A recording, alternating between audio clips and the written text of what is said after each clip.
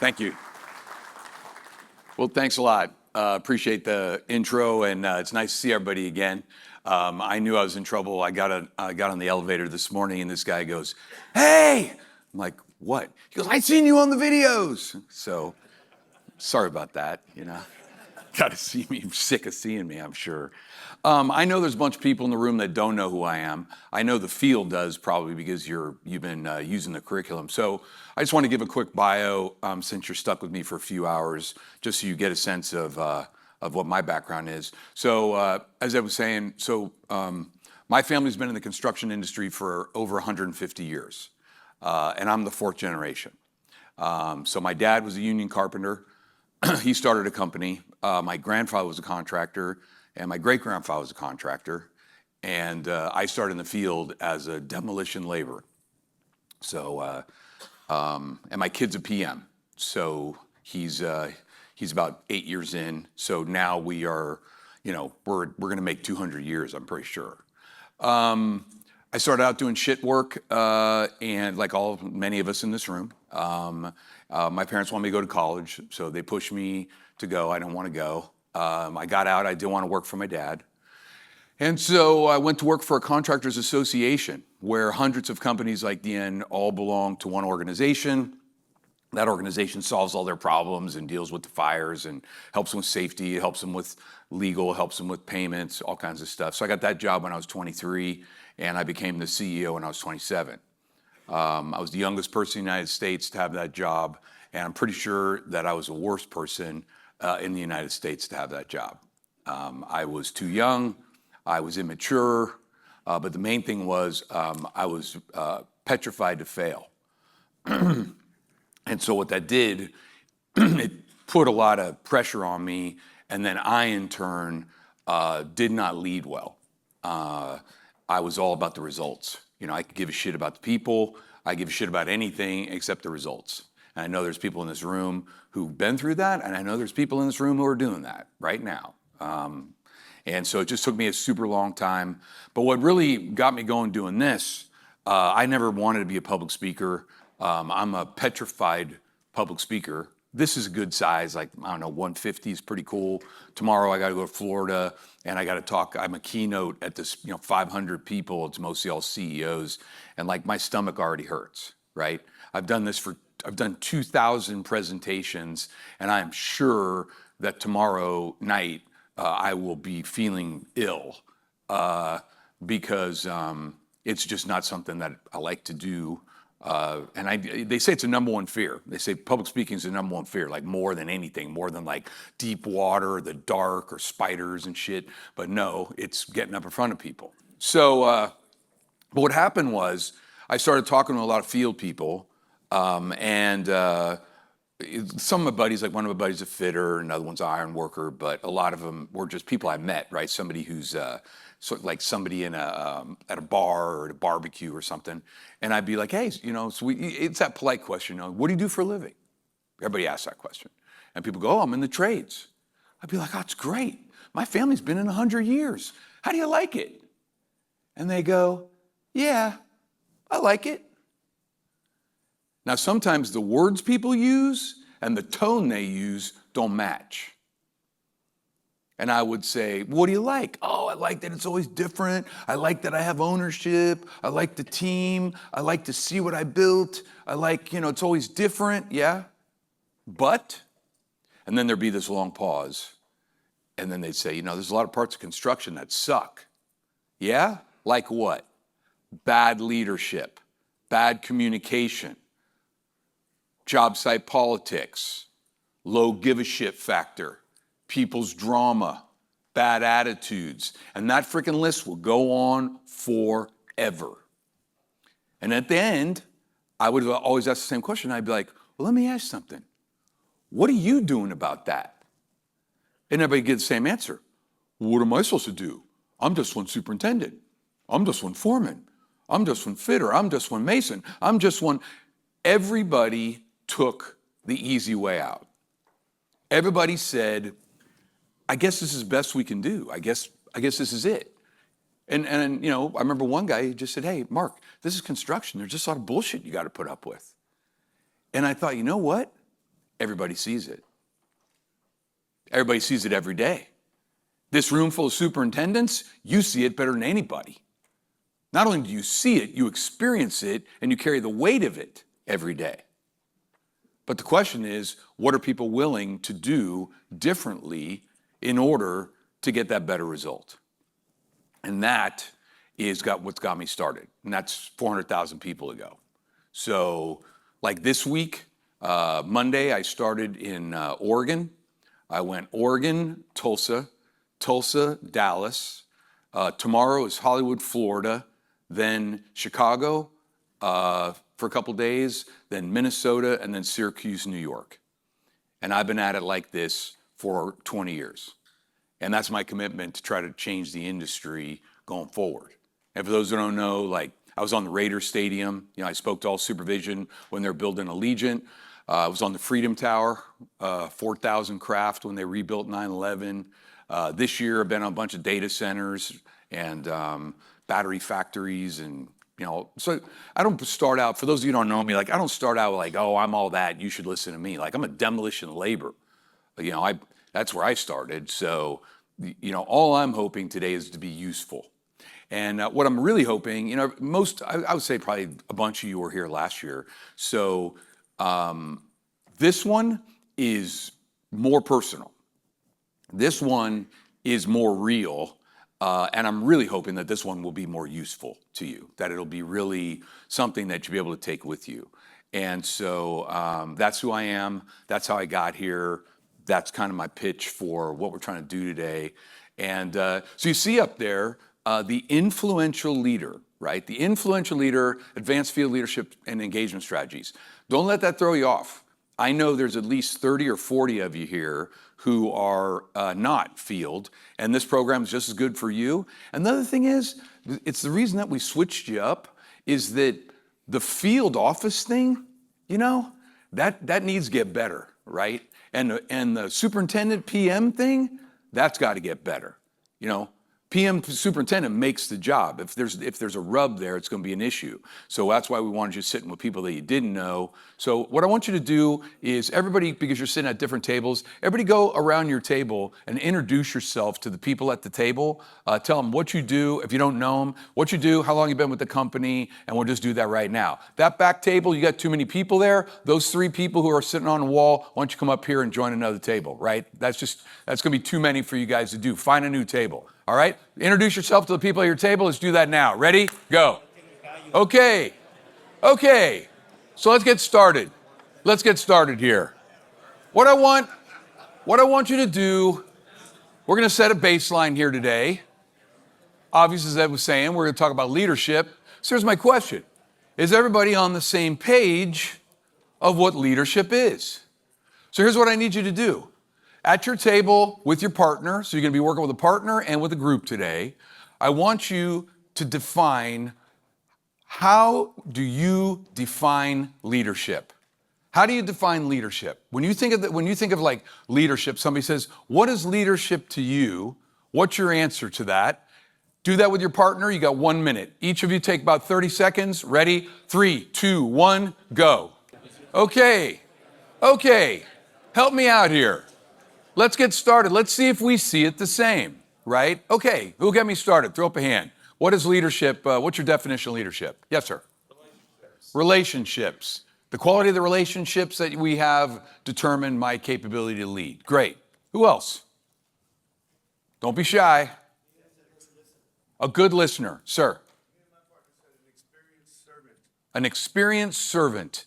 That which I do for others to serve their capability. Well done.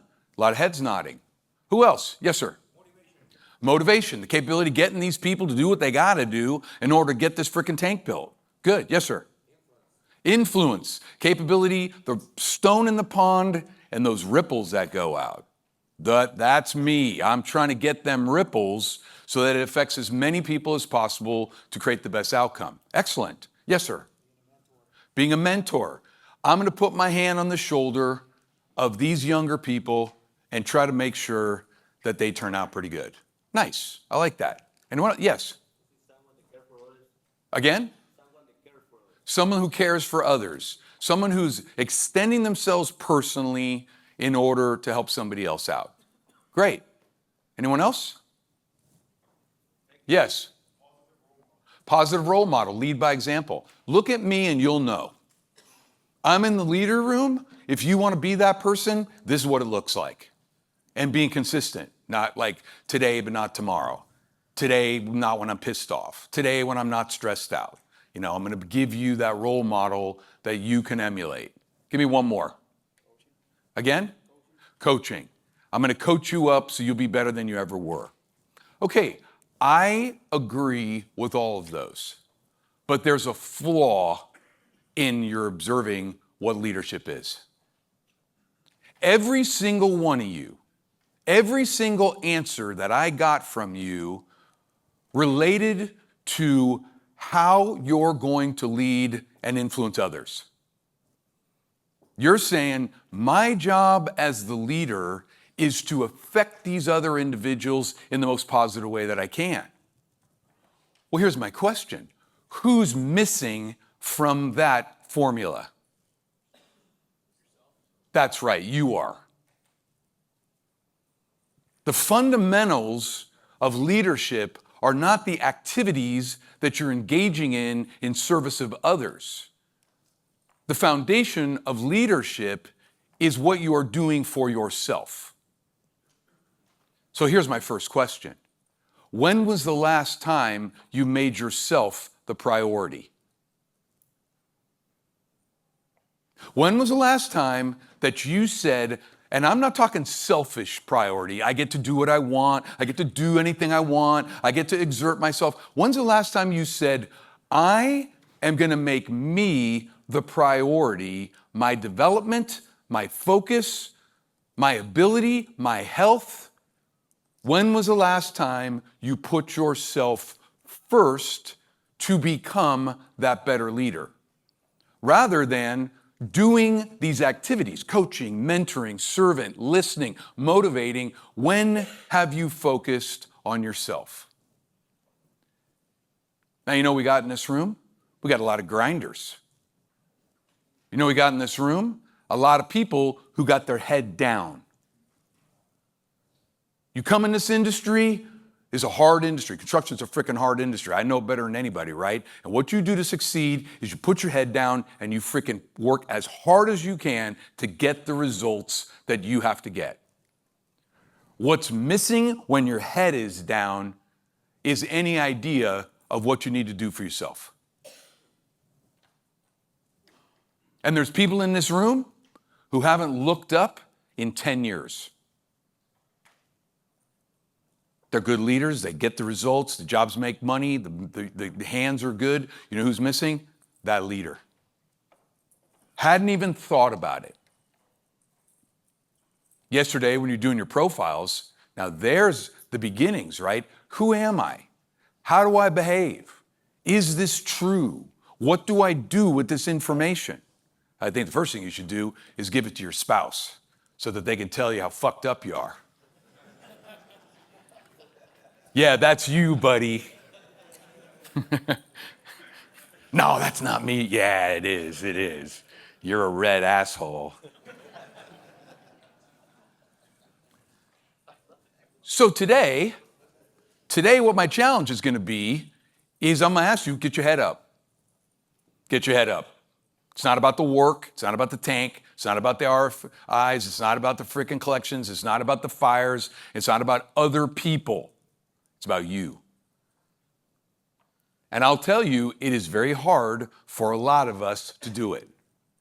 Some of us think, well, I don't have time to work on myself. I don't have time to prioritize myself. I'm not worthy of that time. I got all these things I got to do, Mark. There's nothing left for me. You know what? That's not a good life. And that's not a good leader. The influential leader knows that you have to start with yourself. Or there's another way to do it, right? And there's our industry, is either you lead from influence, where you really know yourself, You're working on yourself all the time. You're trying to be as honest as you can and hold that mirror up. So you got influence, and the other one that you got is authority. Okay? So here's what I want you to do with your partner. What's the difference? When leading people, what's the difference between influence and authority? Right? Share that with your partner right now. Influence and authority. Ready? Go. Okay. So somebody tell me, what's influence? Start with that one. What's influence look like? So let's stop there. So I think it's a great answer. What he said is that the moment of influence is showing that you're caring about others and learning for yourself at the same time.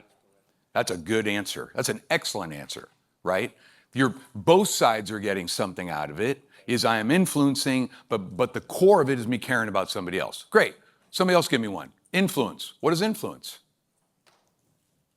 When you guide other people. When you guide other people. When I am deliberately coming and putting my hand on his shoulder to influence him in a personal way. Love it. Give me one more. Influence. Yes. No, not authority. We're going to get to that in a minute. There it is. Influence is affecting people so they want to respond, right? Willingly. I will give you my best effort because you have influenced me to do that. Like he was talking about the motivation, the ripple in the pond, but there's a certain way to do that. You can get that a lot of different ways, and we can get to authority in a second. But influence is a better foundation, but it's more work. It's way more work. That's the other thing I'm going to say about influence is authority is freaking easy. Influence is an art. And it's funny because I'm asking the whole room, tell me about influence. And everybody's like, shit, I don't know. I'm not getting a huge response. I'll bet you a whole bunch of you know what authority looks like. Let's talk about it. Give me authority. What's authority when we're talking about leadership? Authority? Commanding. Come on, what else? Get shit done. Like, let's go. No questions. What else? Authority. Dictating. Here's what to do. Here's how I want it done. Here's when I want it done. Got it? No conversation. What else? Fear. Instilling fear. If you don't do it, you're going to get your ass chewed. If you don't get it, you're going to get in trouble. If you don't get it, we'll frickin' find somebody else to do this job. Excellent. Demanding. Excellent. Give me one more. Because I say so. I like that. Yes? My way or the highway. Excellent. Okay, everybody ready? In our industry, in the construction industry, with your partner, answer this question. Which of those do you think is more prevalent, happens more often in construction on a job site? Influence or authority? How do you think it's running out there now? Ready? Go. All right? Ready? How many people say it's influence? Raise your hand. You are some lonely suckers.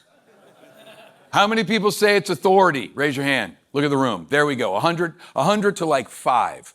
Okay, guess what? Which one do you think is more effective? Which one do you think gets more out of people? Which one do you think pushes the culture and DN forward? Influence or authority? Influence, of course it does. Of course it does. And that's a challenge. That's a challenge for today, and that's the challenge for the rest of your career. And just in case you're like, Mark, I don't know. My shit works good when I freaking bring the whip down. My authority program works pretty good for me. Check this out. So here's my argument of why we need to go to influence. The Gallup organization is the largest polling organization in the world. So they do surveys of all kinds of things, and what they surveyed, they call it the state of the American workforce. So they go to thousands and thousands of employers, and they ask people questions about their job. And this response here and here is what came back when they asked people, are you engaged at work? Are you engaged at work? And here's the numbers. It was 2024, 25 I think is worse, but these are the numbers that they came up with is this. 31% of people say, I'm into it. I'm into it. I'm into my job. I like my job. I like people I work with. I freaking bring my best effort. I'm freaking on it. 31% of people are highly engaged. 3 out of 10. 17% are what they call actively disengaged. No give a shit factor. Show up for the check. I don't really care. I don't care about anything. I'm out. And 52% of the people are in the middle. Does this surprise anybody? Doesn't surprise me. And especially right now, it's so busy, we got a lot of C players in the field. Everybody know what I'm talking about? Right? Like, that's just the way it is. So here's what we got, everybody, is these people here, they're fired up. They're ready to be influenced, right? These people here, they don't care at all. And here is the crucial part. What about all these people in the middle? And what I want to tell you is this. Let's say you're like, this influence thing, Mark, seems like a lot of work. Seems like a lot of time. I just want people to do what I want them to do. So here's what happens. If you decide you don't want to make the extra effort to do the influence, then someone else is going to do it for you. And here's how it works. Look at these 3 groups of people. And with your partner or your whole table, we'll have a table conversation here, answer this honestly. Which of these 3 groups spends the most time at work trying to influence the other people there to see it their way? Which one of these groups, the 31, the 52, or the 17, which group spends the most time trying to convince people to see it their way? Which one do you think that is? 30 seconds. Ready? 3, 2, 1, go.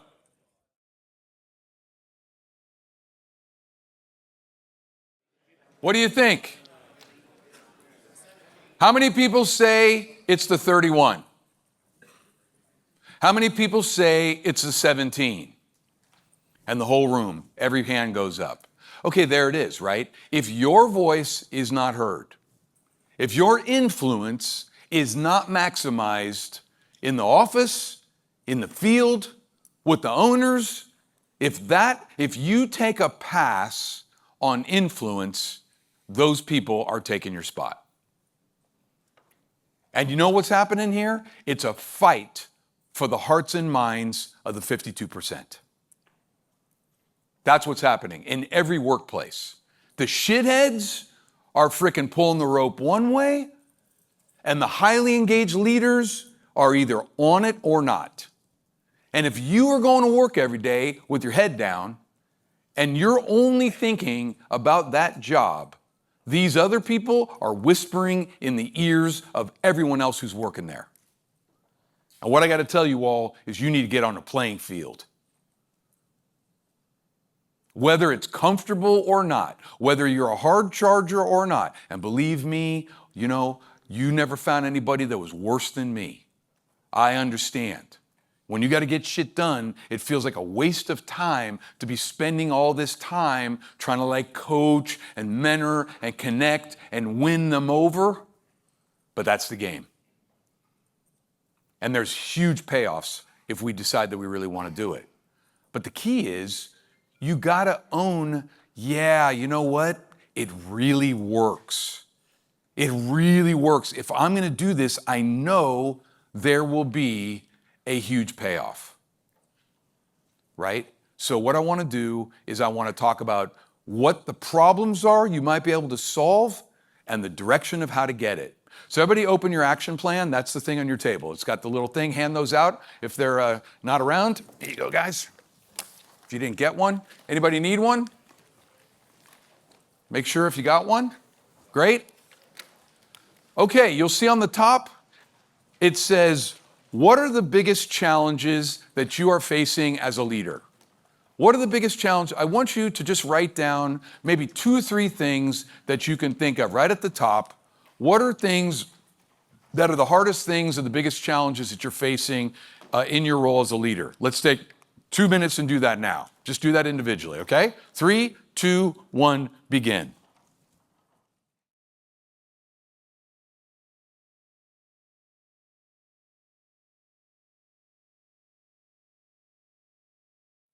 All right, hopefully everybody's got most of that down. So how are we gonna help you solve those challenges, right? And so what we have to do is we gotta tap into what have you got to use in order to take on these challenges?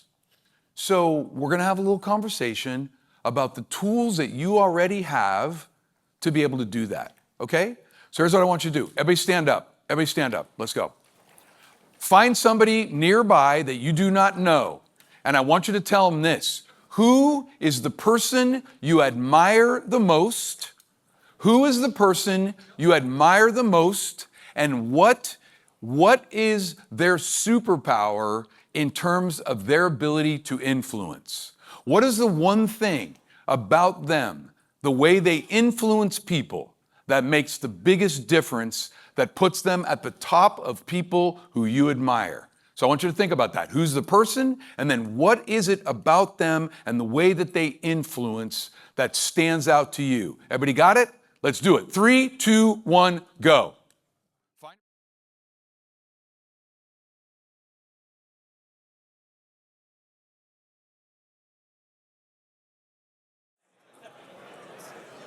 All right? Okay. Thank your partner. Thank your partner. Grab your seats. Thank your partner.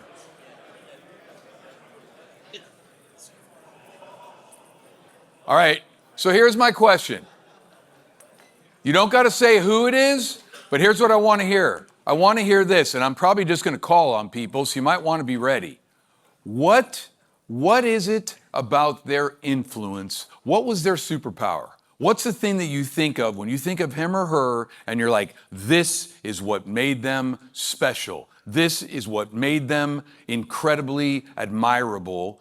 And just a couple of words, one or a couple of words, I want you to get that in your mind. What does that look like or sound like to you? And then I'm just going to start asking people what it looks like, starting with you. Okay? Ready? All right. What do you got? Consistency. Composure. Presence. I like that one. Sir. What do you got? Ability to speak well. Ability to speak well. Articulate. Patience. Sir. Composure. Back here? Able to follow. Able to follow. What do you got? Oh, I like that. That's interesting. What do you got? Attitude. Attitude. Calm and collected. Empathy. Love that one. Sir? Grit. Right here. As an example. Motivated. Red hat. Positivity. Right here. Passion. Corner. Intimacy. Look at the difference in those words than the normal construction. Empathy, connectivity, presence, calmness, care for others. Those are powerful. Those are truly superpowers that do what? Underline influence. Kindness, honesty, creativity, courage, humor.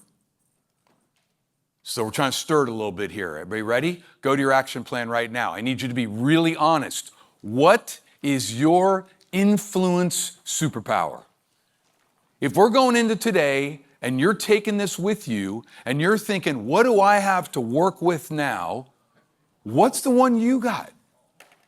I'm not talking about running work now. We're not talking about freaking building tanks.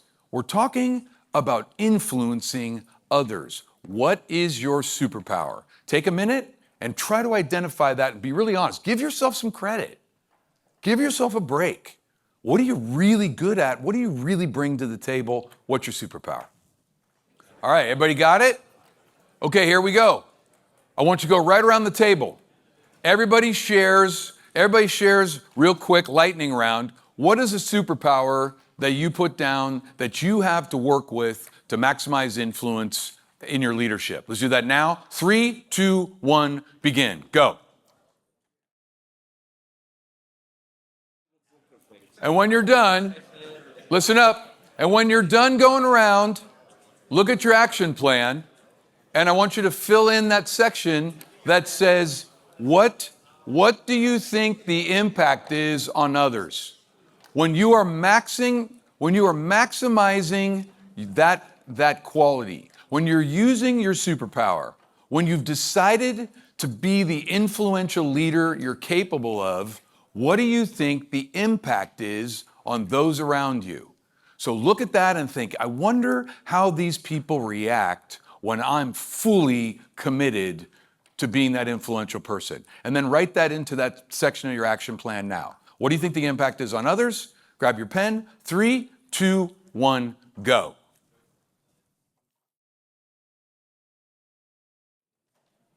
All right, and when you're done with that, what I want you to do is go right around the table. Every person at the table, I'd like you to say, what do you think that impact would be if you are using it? Let's make sure every person reports. Let's do that now. 3, 2, 1, right around the table. Ready? Go. Okay. All right. So here's where we're at. Here's where we're at, right?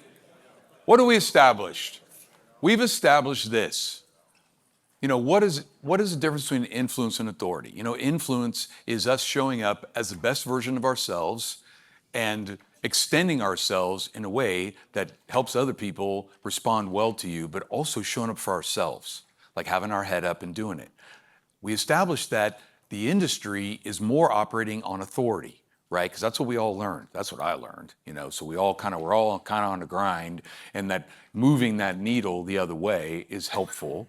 Now you know what your superpower is. You're like, oh, you know what? I might have something to use here. I got it in my back pocket. I need to use it. And finally, now you've identified, you're like, I know someone who uses that really well, that I really admire, and I could be that person too if I use it, and here's the impact that it would have. And I guess the last thing on the payoff, because you're like, you mean I have to change? Like, this doesn't seem easy. Look at those challenges that you wrote down, right? Look at the challenges you wrote down and think, how many of those things could be better if you are fully committed to influencing people as your tool, right? It's certainly not going to be all of them, right? Some of this stuff is going to be difficult, but you know, using that effectively could be really, really helpful, right? So that's our idea of understanding how important influence is. Now we're going to get into this idea of having your head up and looking at yourself, okay? And this is an odd exercise. There's a lot of people in here. There's probably 80 people in here who have never done this, and it's great because I know that you're open enough since you did the survey for your own personality. But what I want to start with is this. I need another definition from you to start this next section. What are values? What are values? Like when people say, you know, what are your values? What are the values that somebody has? What are values? So just with the person next to you, with your partner, I want you to define what are values, right? What are they? With the person next to you, 30 seconds each, maybe a 1 minute. Ready? 3, 2, 1, go.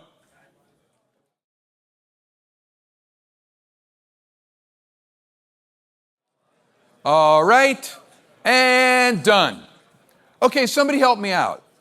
Values. What are values? What do you think values are? Somebody help me. What do you got? Caring it for others, what you believe in. Good. What else? Morals. Like how you behave well. My values are reflected in my morals. I'll go with that. What else?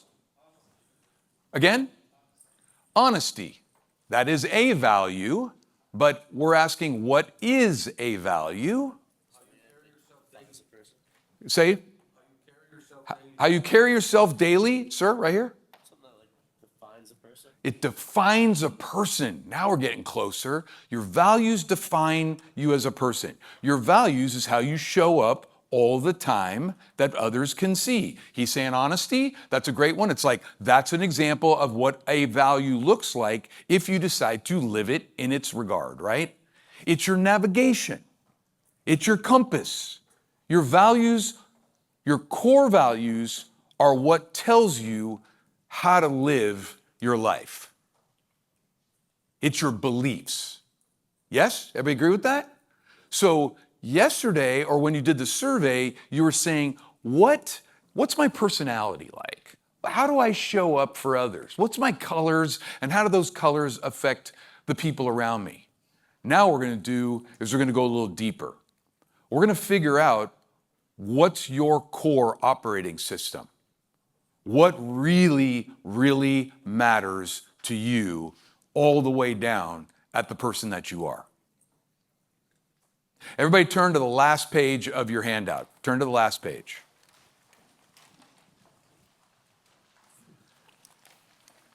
Now what you see there is probably 70 different core values. Everybody see them? Okay? These are, and you could pick your own, but these are pretty good. This is a pretty good list. I want you to look at this list, and I want you to ask yourself, what words are the most powerful when it comes to how I see my personal values? And what I want you to do is I want you to circle 10. So take a look at that list, take a minute, and be like, okay, which 10 of these really stand out to me? Let's do that now. Pick your 10.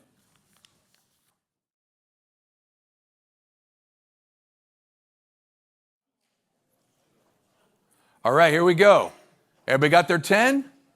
Okay, here's what I want you to do next. Look at those 10 and pick 5. Which 5 are the most powerful that you believe represent your core values out of those 10? Pick 5. Put a little X next to the 5. Everybody got that? Okay, last round. Everybody ready? Pick the top 3. Out of those 5, what are the top 3? What are the ones that you believe define you and your values? Top 3. Do that now. Ready, go. Everybody got it? All right, so what you just did is, and for many of you, this is the first time in your life that you have ever put to words what matters most and who you are as a person, right? So that's a big deal to look at those and be super honest, to ask yourself the question, are you living those values? Are they real, or are they just words that you want to circle? How are they playing out at work? How are they playing out at home? Why did you choose those? And so here's what we're going to do. We're going to do the same exercise we did before. Everybody up. Everybody up. Stand up. Let's go. Find somebody you do not know. Share with them the values that you selected, why you did, and how you see them serving you. Let's do that right now. Find somebody and go share that with them now. Ready, go.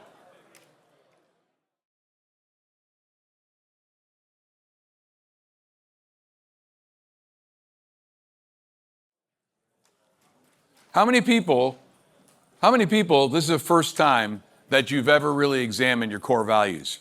How many people is the first time they've done something like this? Raise your hand. Right? Almost 100 people all raise their hand. Why is it important to know our core values? Because how are you going to influence people unless you know what your compass is? How are you going to have a decision make in your life? Here's your core values. Here's where they come in really handy. When you got to make a tough decision, right? That's one of the most important ones. When you have a tough decision to make, you revert back to your core values. When you're up against adversity in life, you revert back to your core values. And the other one is, it's a really, really good mirror. It's a really good way to stay on track in life. Because what I got to ask you here, and I need you to really think about this, is look at those three and ask yourself this. Are those really your core values, or is that what you want to be? Yeah. That hits, doesn't it? Are those real, or is that you're like, this is the person I would like to be, so I'm going to circle this, but it is not how you are living and being as that person in alignment with your core values? I see heads nodding all over the room. You know? And it's tough. It's tough. My three core values are achievement, growth, and service, right? And those served me very, very well in my career. What's missing? Family. Family is not one of my core values. Do you know how bad I wanted to circle that the first time I did this exercise? But when I looked at my life, and I looked at my behavior, and I looked at my priorities, and I looked at everything, it would have been a lie. What I realized is I could not bullshit myself with my core values because it was too important. And you know what? I have some regrets in life. I just do. I don't want to relive my life, and I'm not like sitting there thinking, oh man, I really wish I had done something different. But my core values now, I got to make sure that everything I'm doing with my core values, all my behaviors are in alignment. If those are going to be my three, then I'm going all in. That's why I'm here with you today. I'm like, this is what I do because that's what I'm trying to help. But the bad part is, don't look at those and think, oh, I want to be that. Look at them and say, who am I? And that's the moment of truth. Because if we mix this influence that we're trying to get at, and you're shaky on your freaking core values, or you're not sure, or you don't got the compass, it's hard. Then you're just surviving day to day. Or you tell yourself a story. That's what I did. I told myself a story. Well, I'm doing this for my family. I'm doing this for, I just made my reason why to back into my core values. So here's the honest thing. On your action plan, you see it there? Last question on first page. What do you think the core values look like at work? What do you think they look like at home? And ready? Here we go. Ready? Good or bad? Like, what's your observance? Are you in alignment at work? Are you in alignment at home? What does it look like? What do your core values look like? Pro or con, at work or at home? And fill those out. And just be honest with yourself. Be like, yeah, this is kind of what it looks like.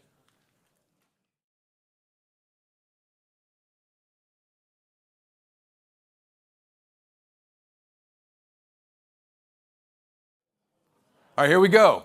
Here we go. Last thing. I want you to look at your three core values. I want you to think about whether or not they are real or they're aspirational. And I want you to look at what you wrote down of how those are showing up or not showing up at work and at home. And what I want you to do is share with your partner, what is your takeaway from this? What are you taking? You're like, what did you learn about yourself? Your head's up now. This is a heads up. I'm looking at myself really honestly here. What did you learn about where you're at? What is your takeaway from understanding and embracing your core values? Okay, let's do that with your partner now. You got three, the three of you can do it, or you know, like a little group. Let's do that now. Take a couple minutes on sharing what you wrote down and what your takeaway is. Let's do that now. Ready? 3, 2, 1, go. Okay. So look, why is this so important? Why is it so important to know this? Why is it so important to confront it? Why is it so important to act on it? Is because it relates to why people do what they do. Core values are as deep as it goes in there, right? Well, what comes from that is what you see on the screen. Your values reflect your core needs and your behaviors. And now we're going to talk about putting it to work on this influence thing, right? So take a look up there, and I'm gonna take you guys to Psychology 101. So this will be helpful with your spouse, with your kids, with your people. This guy by the name of Abraham Maslow. He was one of the pioneers of psychological theory, and he came up with something that's taught in every collegiate, every therapist, every person. It's one of the things that everybody has to learn as part of the deal, and it's called Maslow's hierarchy of needs. What it is what affects people the most, and in their core, what matters that activates the behavior you want. So now we're to like the 31-52-17. How do you get at it? We're going to learn how to do that right now. So here's a theory. Look at the screen. So these are the needs that people have. These are the needs that people have. And what happens is you got to work from the bottom up. So people, once they satisfy the need on the bottom, they can go to the next one and the next one and the next one. So let's just talk about it, right? Human needs. First one, survival. What do I need? Water, food, air, sex. You know, what are the basic needs that come in there? I know some of you need sex more than air. I do understand that, but anyway. So, you know, those are just basic needs that you fulfill, right? Here's what's up. You don't care about anything else when you're hungry. You don't care about anything else when you're freaking thirsty, when you're starving. You're not worried about your freaking other issues because you're just trying to take care of your most basic needs. So let's say those needs are taken care of, right? And by the way, you're not responsible for any of your employees or your crews or anything on that front. But the next one, security. The next need is, hey, I got those covered. What about security? What does that look like? Hey, I got money. I have security for myself, for my family. I got a roof over my head. I got prospects for the future. I got a job that I can count on. I got an employer who's got my back. I got a boss that's got my back. Security, financial, psychological, physical. I'm on a job, it's safe. Security, right? So once you get past the basics, now you go up to like, is everything cool? Have I got all my bases covered? Is any shit gonna happen to me? So those are the first two. Now here's what's up, everybody. The construction industry, in the past, that's where it stopped. We're saying, you know what we're gonna do? We're gonna give you a job and we're gonna pay you and you should be happy. And that's it. That's what you get come work in our industry. The line stops between security and the next one, which is belonging and respect. And we wonder why all these people are out. You wonder why the 52 are like, yeah, I'm into it, I'm kind of into it, whatever. It's because we drew the line at, we got you a job, you get paid, what else do you want? How many superintendents treat their people that way? How many foremen treat their people that way? How many companies treat their people that way? Transactional. Give me your work, I give you money. Shut your mouth and frickin' do it. Okay, fine. That's the line. Now, you want to get people activated? You want to frickin' get people on board? You want people to have your back? You got to get above the line. What's the next one? Belonging and respect. Belonging, right? I feel like I belong here. I feel that these people got my back and I got theirs and we're part of a team. This thing that you're doing here, there's only like 20% of construction companies in the whole United States that will do anything that revolves around the field. What's that show me? Belonging and respect. It's like we're gonna bring everybody in to Dallas. We're gonna freaking show these people that we care about them. We're gonna give them all that we can to help them out, to show them like you're important to us, and that's what the program is, right? There's a question: are you doing that for the people that work for you? Are you pushing down to what? Satisfy their need to belong to DN, to belong to the crew, to belong to each other. Do they feel the respect? Yes, no. Now, let's say you're doing that. Let's say you're using your superpower, you're an influential leader, you got it above the line. Now it gets interesting, right?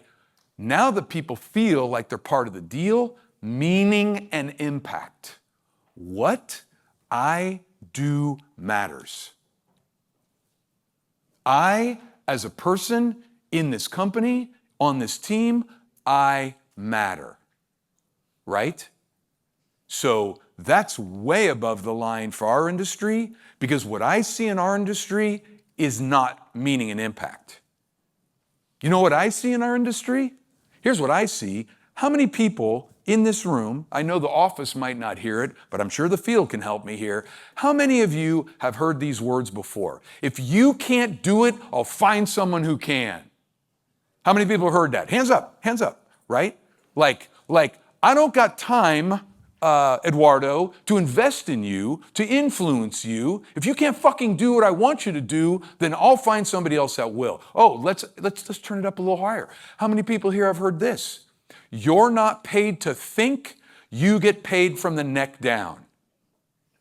How many people heard that one? Come on, hands up. Look at the whole freaking room. Wow. And I hear people laughing. You know what? Those are the stupidest words ever said in the American workplace. And the person that said it should be fired that day as a cancer. That's why we're stuck there. How can we imagine people are going to give a shit when that's what we show people? No respect, no meaning, you're just a unit of production. So shut your mouth, do your job, frickin' vibrate the concrete, call it a day, and we'll let you know when you matter.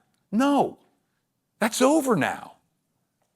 It's time to evolve above the line, right? Meaning and impact. What I do matters. And then the last one is the growth of your potential. Are you reaching the potential that you have within you, and is someone helping you do that? And that, ladies and gentlemen, that's the highest level of leadership that there is. Self-actualization. And for me, that's what I've been working on my whole life. Like, that's my goal in this life, is to die and say, I know that I tried my best to reach my potential, even though I was scared. Like tomorrow. Like, I'll be scared shitless. I don't care, because I have to do it, because if I don't, then I don't get there. I just chicken out. And so there's our challenge, is as leaders, we're trying to help people move up the chain and not settle at the line. And a lot of people are like, well, nobody treated me that way, Mark. Especially superintendents here. Nobody freaking cared about me. Nobody freaking did that for me. I worked my whole career below the line. And now you want me to do it? What do you want? Do you want better result from the people or not? Yes or no? Like, you can be hardcore, you can just reject it, but here's the payoff, right? We've already done it. We've already shown what happens when we decide we're going to operate above the line. Maslow, needs, and the safety study. We've already changed everyone's viewpoint a couple of times in this industry. Here's the first one. This is for maybe the really young people aren't going to get this one. How many people here have been around long enough to remember when safety was not a big deal? When safety was not a big deal. How many remember? Yeah. What do people used to say about safety? Sir? It'll be all right. Yeah, it'll be all right. It's fine. What else? Gets in the way. slows me down. I don't care. We do it all the time. Thank you. It's not a big deal. I liked his best though. It's just not it just wasn't even on a radar. You just freaking, like it's over there, right? And the other one was, the better you were at your job, the less you had to comply. Hey, I'm not wearing my freaking PPE. Fuck you. Fire me. You laugh. Yes, am I on it? People are like, I'm not doing that, right? That was then, ready?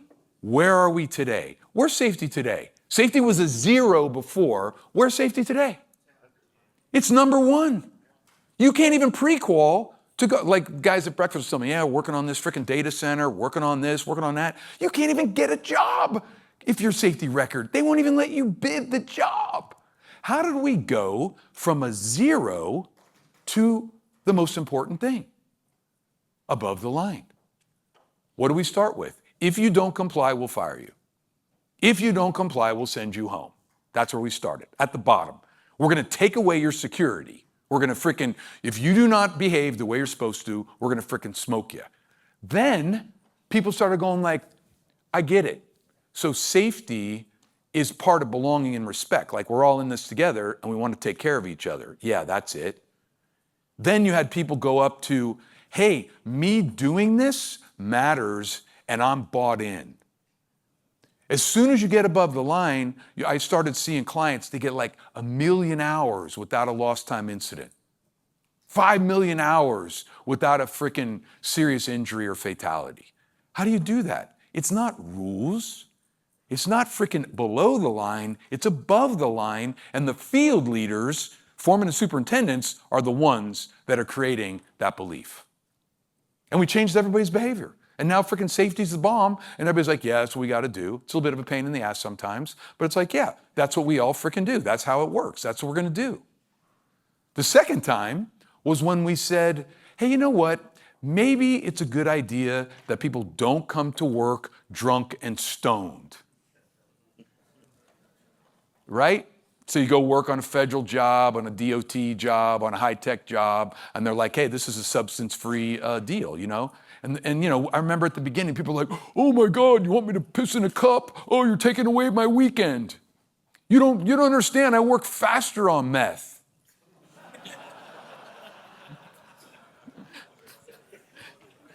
I know, that's lame. That's bad. And then, it's true though, great, thanks. But, where are we today? You don't want to do it? No problem, get a different job. Don't want to freaking work on that job? We can put you on another one, or you can freaking go find a new job. What we've said is, once we get above the line, we all believe what we're doing together, and we're all in this together, so we're not going to freaking push back anymore, because everybody is up, and that comes from leadership. So that's the key, is trying to activate people to help them get there in a meaningful way, and it really, really, really has a powerful effect. So all that said is, what are we trying to do here? We're trying to mix. Okay, influence is going to come from me choosing to show up differently. Influence is going to come from me exercising my superpower. What runs underneath all that? My core values. Oh, what do I got to do? I got to help other people activate that, and I got to get them above the line, and I have to help them move from the money and the security to belonging and respect to meaning and impact. And then the very few, that potential, that's where your mentoring comes in, right? You pick somebody and you just make sure that they turn out to be the star. Can't do it for everybody, but as you move up that hierarchy, that chain, it really, really has a lot to do. Now, to do that, we need, again, to put our mirror on you. You got to have certain skills to do this well. And Ed started this morning with self-awareness, right? We talked about having self-awareness as the key to influence. But what we're going to also talk about is this. One of the great tools to help us get more influential and understand where people are coming from and influence them is feedback. okay? Feedback. And my kid, give you a good example of this. So my kid, Jordan, he was working for a pipeline outfit on the West Coast, water sewer storm contractor. And he went in as a PM, and he's a freaking star. He's a smart kid, real low key, but he can freaking get it all done. And he went to his boss and he said, hey, I need you to tell me how you think I'm doing, what do I need to do different, and what is my career path? Tell me what, give me this. And they're like, oh yeah, you're great. Don't worry. You're going to be fine. You're going to be the future of the company. Good luck. Yeah, you're freaking great, right? So he waited 4 weeks. He went back to his boss and he said, hey man, so I really want the feedback and I need to know what the game plan is so that I can get better and I can do it. Oh, you're freaking great. You're freaking great. Quit 2 weeks later. Went to work for Garney. You guys probably work with Garney in different places, right? He took a $5,000 cut in pay and he went to a company that had what DN Tanks has, which is employee development, care about the field, care about the program, and now he's been there for 2 years. And this year, they made a bunch of money, so he made money, he got the ESOP, so he's freaking a happy camper, but I really respected it, and I said, Jordan, that was risky. He goes, they don't give me feedback, they don't care about me. They don't freaking tell me where I'm at and what I'm doing, they don't care about me. Why? They're below the line. Here's your money. I said, Jordan, are you pissed off that you didn't get paid? No, I got a good bonus. I said, I'm leaving anyway. Why? Because they don't care about me. Now, a lot of us, we think about feedback. We're like, if I don't hear from the boss, freaking everything's good. Right? If I never see the boss, that's a good thing. Guess what? That's old school. We need to have a better approach to feedback and how we're doing it. Okay? So, that being the case, we're going to have a little exercise here. And so here's what we're going to do. At your tables, pick somebody to be your scribe. And what I want you to do is make a T-chart, like a line down the middle. And on one side, it's do's, and the other side, it's don'ts. Okay? Everybody ready? Here's what we're doing. What are the do's and don'ts of giving people feedback? If you're going to be this person who gives people feedback and sort of avoids Jordan leaving, right? What do you do? What are the things you do? And what are the things that you don't do when you're giving people feedback? Let's do that now. The do's and don'ts. 3 minutes, 4 minutes, do's and don'ts of feedback. Ready? 3, 2, 1, go.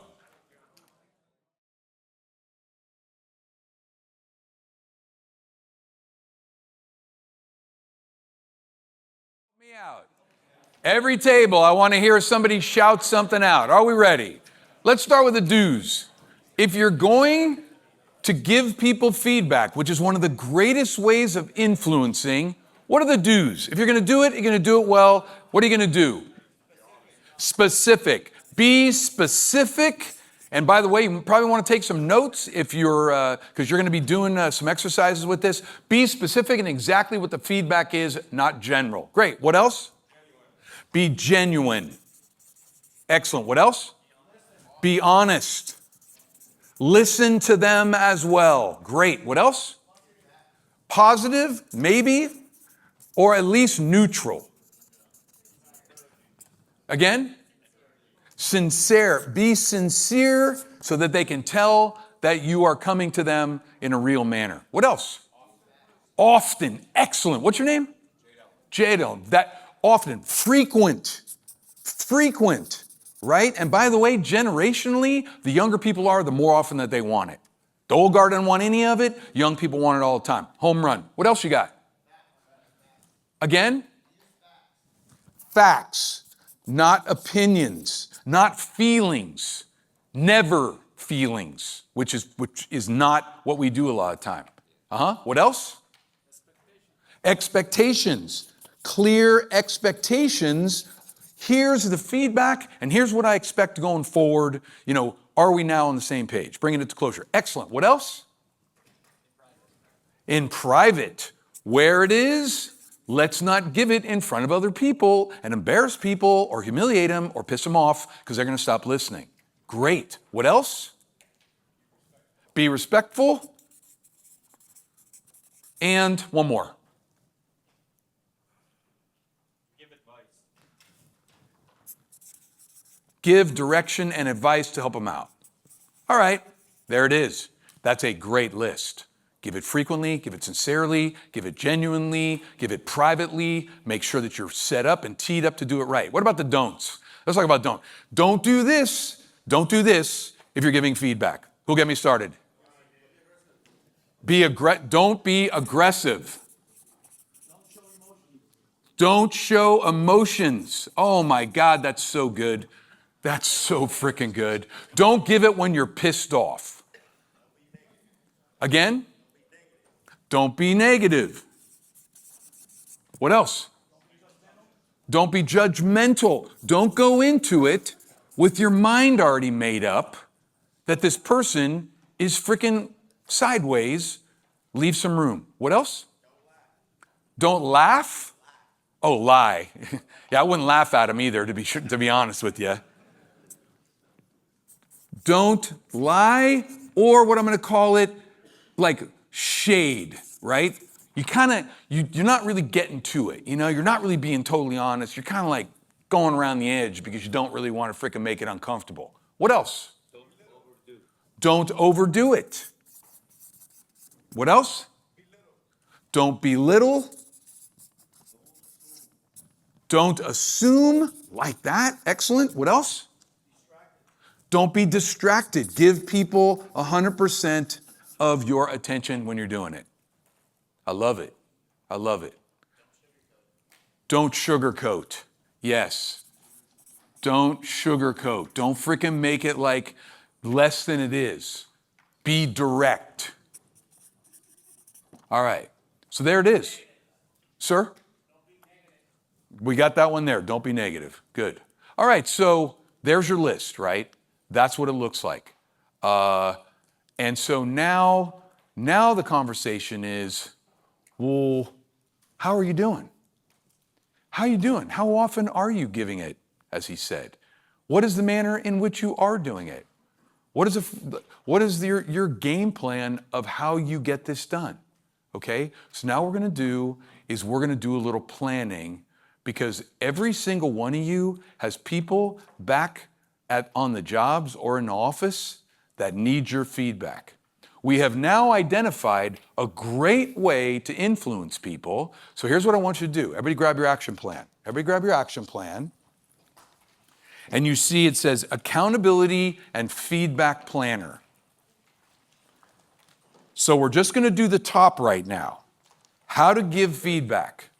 On the left are 3 boxes that say who. What I want you to do is think of people that are working for you or people that you need to influence. You could put their name or their initials in those boxes, okay? Who needs that feedback now? Second, what is the item that you need to focus on relative to the feedback? When are you going to do it? And then last, how are you going to do it? What do you think is going to be the best approach to getting the result that you want? And this is your plan to go back and take 2 or 3 names. You got to get at least 2. 3 is better. So the initials, what they got to focus on, when you're going to do it. That's important, by the way, because otherwise we always put shit off. We're like, yeah, I'll get to it, and we never do. And then the last one is how. Like, what is going to be the messaging and the methodology that I do it? So this is your planner. Let's do that now. Everybody do that. Take about 3 or 4 minutes to do that exercise. As we finish this up, just if you're not actually finishing, just take a quick look at the screen. Is this helpful? Is this helpful on the influential leader model? Well, here's what the studies say. 72% of people say, hey, you know what?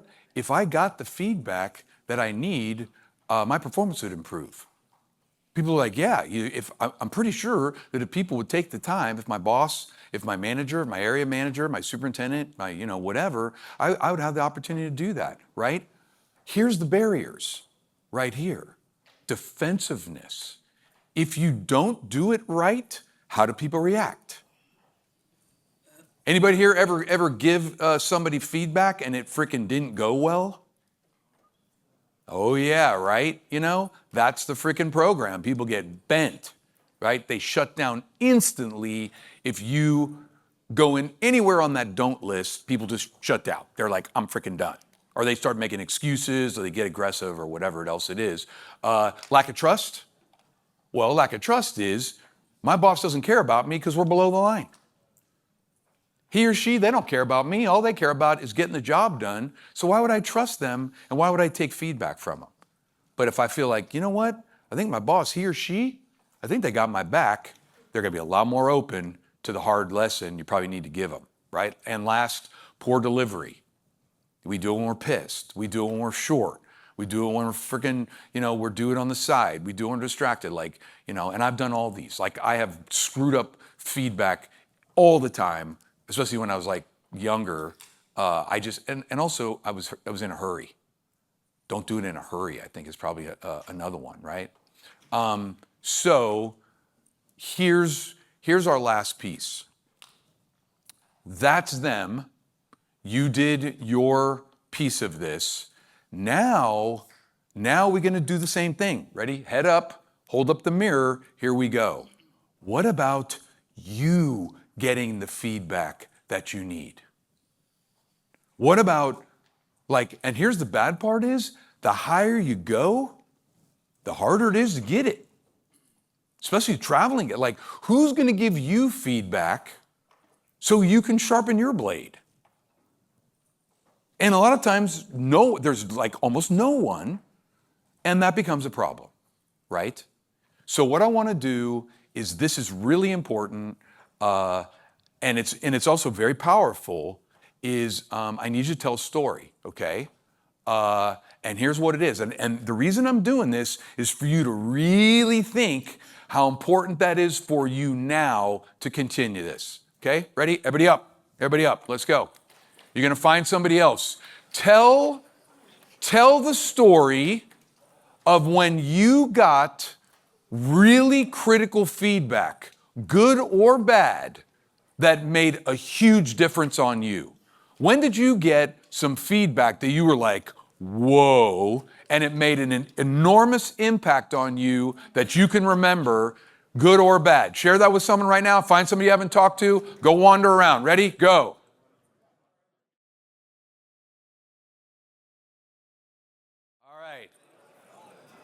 Everybody ready? How important was that feedback to you? How important was that feedback to you? What if you hadn't got it? Look at the imprint. How many people that story you just told was a long time ago? Hands up. Look at that, right? It's still with you. You're still remembering it, right? And here's the deal is, as we rise as leaders, we have to be more responsible to pursuing that feedback, and it gets really tricky, right? So I'll just, we'll finish this section. I'll tell you a quick story. So I told you at the beginning that I got the CEO job in my 20s, and I was freaking not ready, and I was really scared to fail. I thought I was going to screw it all up. Some of you might have heard this story, but anyway, the only way I thought I could survive was to grind. I'm not that, I was never the smartest guy, I got okay grades or whatever, but I could work pretty hard. I can get after it. So I thought, you know what, I'm just gonna grind. And the other thing is, in construction, you only gotta do 4 things. So there's only 4 things you gotta do to be successful on a job, right? You gotta make money, you gotta hit the schedule, you gotta keep people safe, and you gotta make the client happy. That's it, those 4 things. You do those 4 things, everything's freaking beautiful. So I was like, okay, in my new job as a CEO of this association, there's 500 companies, I'm working with all the CEOs, all just try to fill the boxes and see if I can do it. So I work 60s and 70s for 3 years. I don't take a vacation for 3 years. I'm working every Saturday. I'm working till 9 at night. I'm neglecting everything, my health, my family. I'm just freaking on. My head's down. We're talking about I couldn't see anything, right? So anyway, at the end of 3 years, I look up finally, and I'm like, oh, look, the organization doubled in size. The budget doubled. The freaking members seem happy. It's just like running a job. Like you look at the results, you're like, I did it. So I'm like, oh, I'm a great leader. I did it. I freaking proved myself. Bah, bah, bah. Anyway, right then, one of my employees comes to me, this girl, woman, Amy, and Amy Caplow. She comes to me and she's like, hey, I'm putting in my 2-week notice. I'm like, oh. I go, well, what are you going to do? She goes, I'm moving to Japan. I'm going to go teach English. I said, oh, that's freaking great. I said, when's your last day? She goes, Friday. I said, well, come in. I want to say goodbye. So she comes in, I said, Amy, sit down. I want to thank you, 4 years. I really appreciate all your hard work. Yeah, well.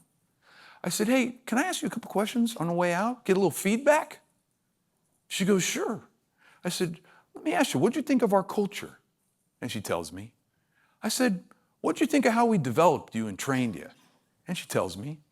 I said, if you were CEO for a day, if you were me, what would you do different? And she tells me. And the last question is, hey, Amy, can I get a little personal feedback? I said, what was it like working for me? And she looks me in the eye and she says, in 4 years of working for you, Mark, not one day was enjoyable. I was like, fuck you, Amy. I was so mad.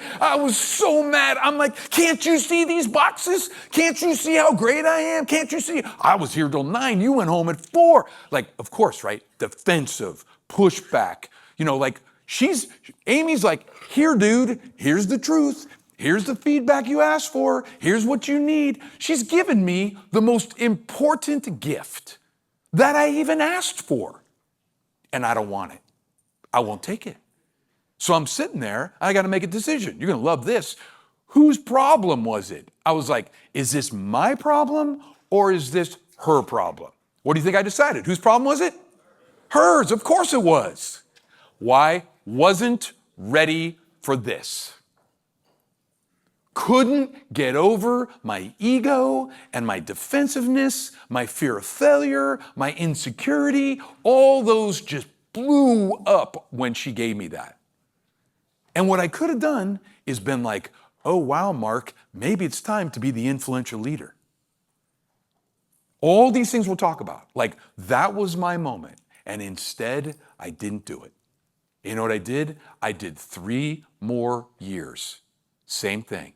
You know what happened in 3 years? Burned down my marriage. You know what I did in the 3 years? Burned a hole in my stomach. Looked at the ceiling at 4 o'clock in the morning, night after night, because I was unwilling to take that feedback and do something with it. And then finally, I had to give up. Like, sometimes whatever you're doing, it's not working, and you don't know what to do, and then you just run out of road. And that's what happened to me. I just ran out. I hit the wall so hard, I came off, and I'm like, dude, you have got to figure out how to use influence instead of grind. This is killing you. This is just, it's too much. And what I'm trying to do today is give you an off-ramp. Like, there's a better way to do this and you'll be happier. You don't got to do it that way. I can tell you for sure you'll pay the price if you don't. And some of you already know that. Some of you are already been down that same road as me. So here's the last exercise and we'll take a break. Grab your action plan and you're going to see there's one for you now. How to receive feedback.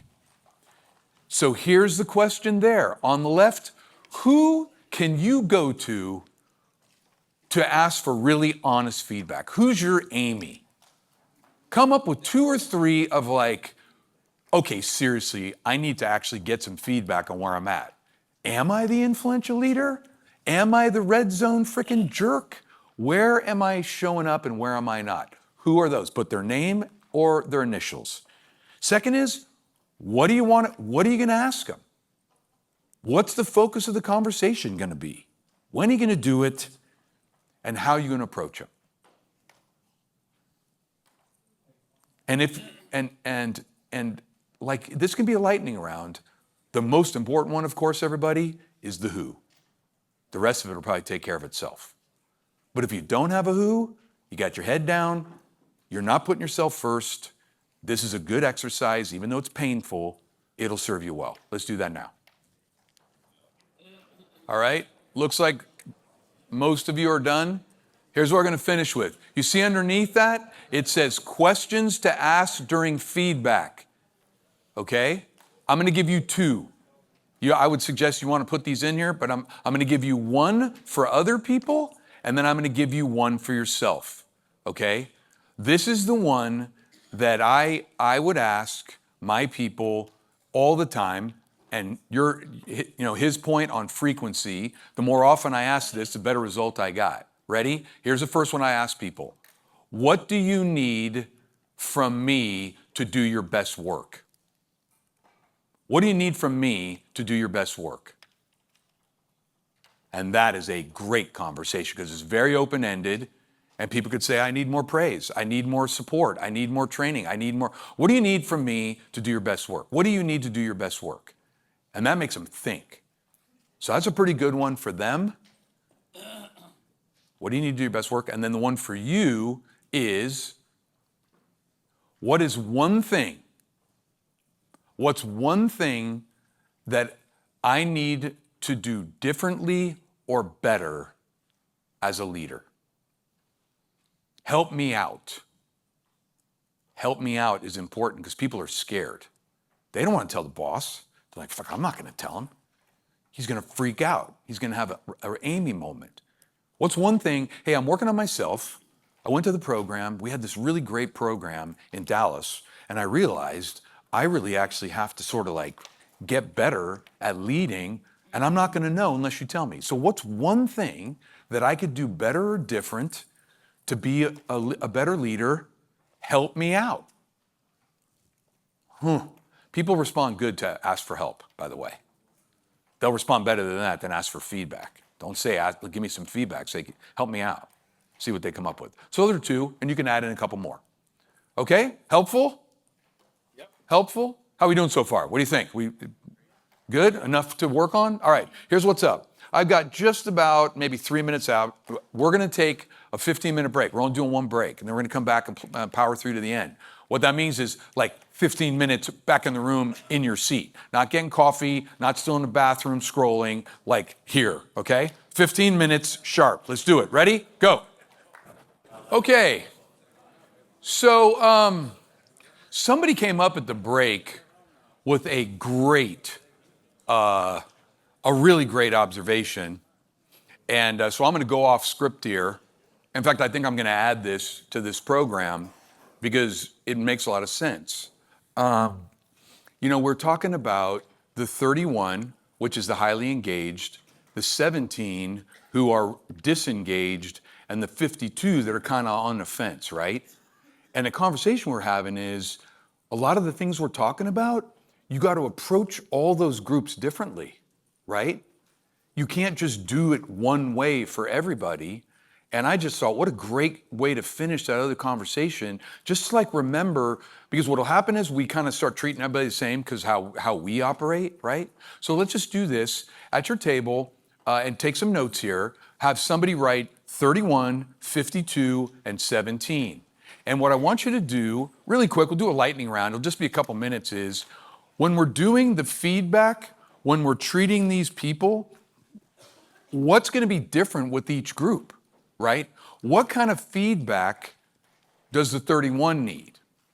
What kind of feedback does the 17 need? What kind of feedback does a 52 need for where they fall? I think that's a great finish. So I wish we had done that before, but I really think it's important because it's different roles, different people, different strategies. So let's just take a few minutes. Feedback model, 31, 52, 17. What's different about each one of those? One person take the notes. All of you might want to take that as a note when you look at those people. Maybe what you do, look at those names you put and put right next to it. Are they a 31? Are they a 52? Or are they a 17? Right? When you put the initials of that would probably be a really good ad, okay? So let's just spend a couple minutes. What's the difference when you got to deal with the three groups? Any questions?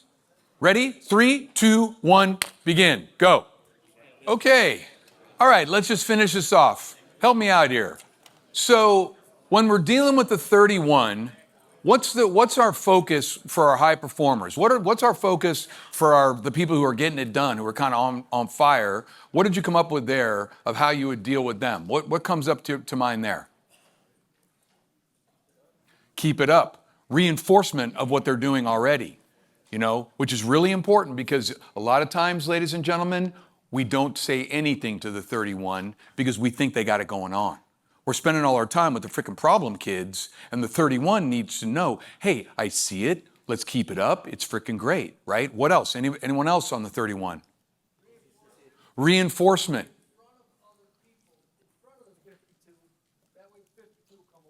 Got it. So, hey, I really appreciate what you're doing. You're really setting the pace, the program. Other people look at that and say, hey, they're leading by example. Maybe I want to be more like them. I like that. Anyone else? Again, consistency, like making sure that you're doing it, as he said earlier, not like you tell them once a year, you do, or you don't tell them at all because they're really good.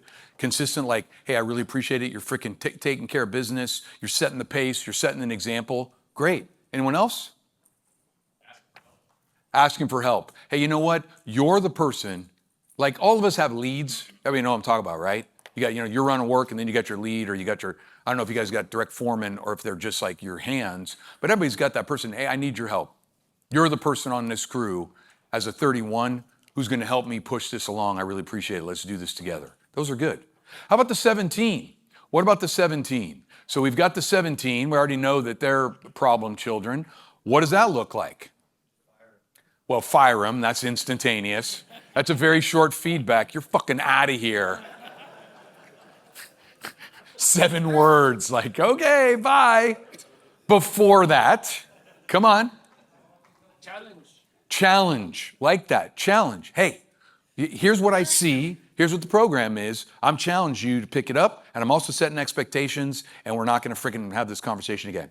What else? Try to find out what's going on, why he's performing like that. Right, what's in the way? Something that he's lack or something that we're doing wrong, just what you just said. I like that. We improve for you to be out of the 17, or this is not the right fit for you. That's a really interesting way to look at it. You could, I guess you could ask him, hey, you know what do you need to do your best work because you're not doing it? What's missing in that deal? That's an interesting question to ask. Then it's on them. I need this. Instead of blaming him. I like that. That's a great reverse psychology. What else? Work with them. What- Maybe they're not gonna better attitude. See, and it could be skills, it could be attitude. There's a number of other things. Give me one more. 17. Again? How can I help you? Yeah. Yes. And the key there, though, is remember, how do they describe them? Actively disengaged. So you don't want to spend too much time if they're not willing to show up for themselves. This whole thing about making yourself first, those people usually are unwilling to take the responsibility for themselves. It's an unfortunate thing. How about the 52? How about the people who are on the frickin' fence, right? You're trying to get them up. You're trying to move some of those people up. What would you do? What kind of feedback, what kind of activity would you get for the 52? Who's got that? Encouragement. Sir? Insulate them from the 17. Do not let these people influence you. They're not trying to help you out with your career and your growth. Come to me. Give them the alternative. That alone is probably enough. What else? Make it personal. Show them what the opportunity looks like. I love that. If you decide you want to get another gear, here's where you can go inside of DN Tanks. But if you just want to mail it in, then this is what you got. I like. Showing him the benefits of the 30. 52, you are right here, you're doing okay, but if you become 31, this is what you're going to get. I like that. Identifying the rewards of showing up in a more assertive manner. Great. Yes, sir. Showing them where they're at respective to the valley and the summit. This is where you're going, or this is where you could be. Yes, and you know what? A lot of people think they're on the summit when they're in the valley. You sit them down and you're like, here's where I see it. And they're like, I thought I was great. And you're like, no, dude, you're not great. Actually, you have some ways to go. You're a 52. A lot of those 52s think they're more than they are. So good feedback helps them adjust where they are on their curve of learning, development, whatever, which is a perfect segue into this. So this is what I call the willingness and capacity curve. Willingness and ability. Now, all of us have had employees that we're trying to figure out how to get more out of. We've had, problem children. We got high achievers who are like bad attitudes. There's a lot of different things that go on with people. And what I want to do is give you a new way of looking at people to sort out how to approach them. Okay? So look at the screen there, and you're going to see on the left going up, it says willingness. So that's people's willingness to give their best, to their passion. We talked about grit, we talked about desire, we talked about effort, we talked about engagement. So that's the up, willingness to do it. On the bottom going across is their ability or their capacity to do it. What are they capable of doing? On one side is the burning desire factor. On the other one is, do they have the tools to do it? So let's look at the 4 boxes and we'll start talking about the different groups of people, right? So let's take high willingness. So look on the left, it goes all the way up. You got a group of people who really are willing, but have a low ability. So what are those? Like your young, new employee who doesn't know beans, but has a great attitude and will do anything, but they just don't know anything because they don't have the ability, right? Everybody know who I'm talking about? Like they're all fired up, but they're running in circles because they don't know what's up. So high willingness, low ability now. So what do we do with those people? Untrained, right? They need to be trained. They need to be coached. They need to be developed. You already got, the power is in the willingness. You know you got that. What they got to do is be given the capability and push that to the right. So that's our first group. Here's our second group. High willingness, high ability. Those are your high performers. They got it both. They're killing it. You don't got to worry about them. Those are your 31s. Those are people like they're skilled, they're capable, and they're on fire. So that's that box. And we just talked about them. What do they need? Encouragement, back, and I'll put a slide up you can see. Now we get to the more challenging side, right? Low ability, low willingness. They're not into it, and they're not that good. Wow, what do we do with them? You see it up there. Exit. They don't have anything to work with. And you guys, many of you, are keeping them around because you need a warm body. You guys know what I'm talking about here, right? And what they are doing is you are dragging them along, and so is the rest of the crew. And they're screwing up DN Tank's culture, and that box, unfortunately, you don't have much to work with. At least if they were willing, you could help them. At least if they had some skills, you could help them. They don't got either one, you got to make some decisions. You can't let it hang. And then the last one is high ability, but low willingness. You ever get people like that? You can tell they got it, but they're not achieving it. What's in the way? Usually low confidence. Maybe they don't believe in themselves. That they had like crappy mentors or they got ruined, right? How many of you, we'll just talk about this. How many of you have ever seen an apprentice or young person come into business and you think, wow, look at their willingness. Look at how freaking fired up they are. And 2 years later, the journeymen have ruined them. How many people have seen that? Raise your hands. That's where you see that box, man. Like they had it and it got taken away. So those are the 4 boxes. So here's the slide of how to deal with it. And you might even take a picture of this. I know that it's small, but here's what we do with these different people. There's a different strategy for all 4 boxes, right? So let's take the first one. High performers. Usually we leave them alone. We're like, they're fine.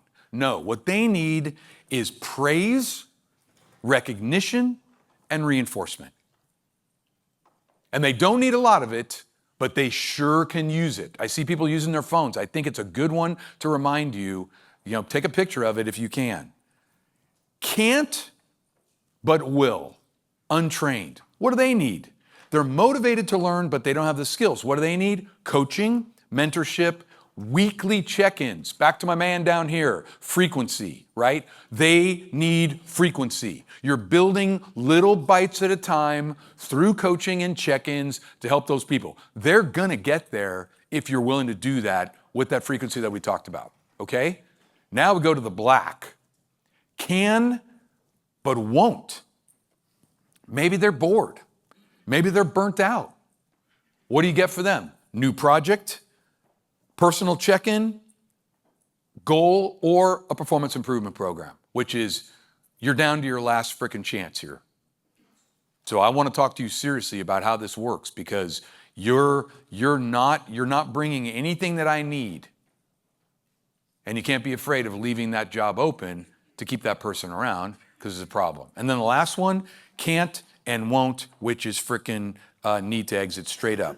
What they need is immediate action, clear expectation, honest feedback, and whatever. And we usually have a problem doing that. Now, I want to share another story about how this helped me personally. I started to look at this and think, wow, all my employees fit in one of these boxes or another. So I started to try to figure out a different way of doing it. But then I started looking at my personal life. I started saying, I wonder why some of these people in my life are behaving a certain way. And the person that had made the most sense to me was my dad. So those of you last year, I finished with the story. I wasn't raised in a great household. I'm the last person who should be up here. I was raised in a household of conflict and drinking and dysfunction, and frickin' it was not great, right?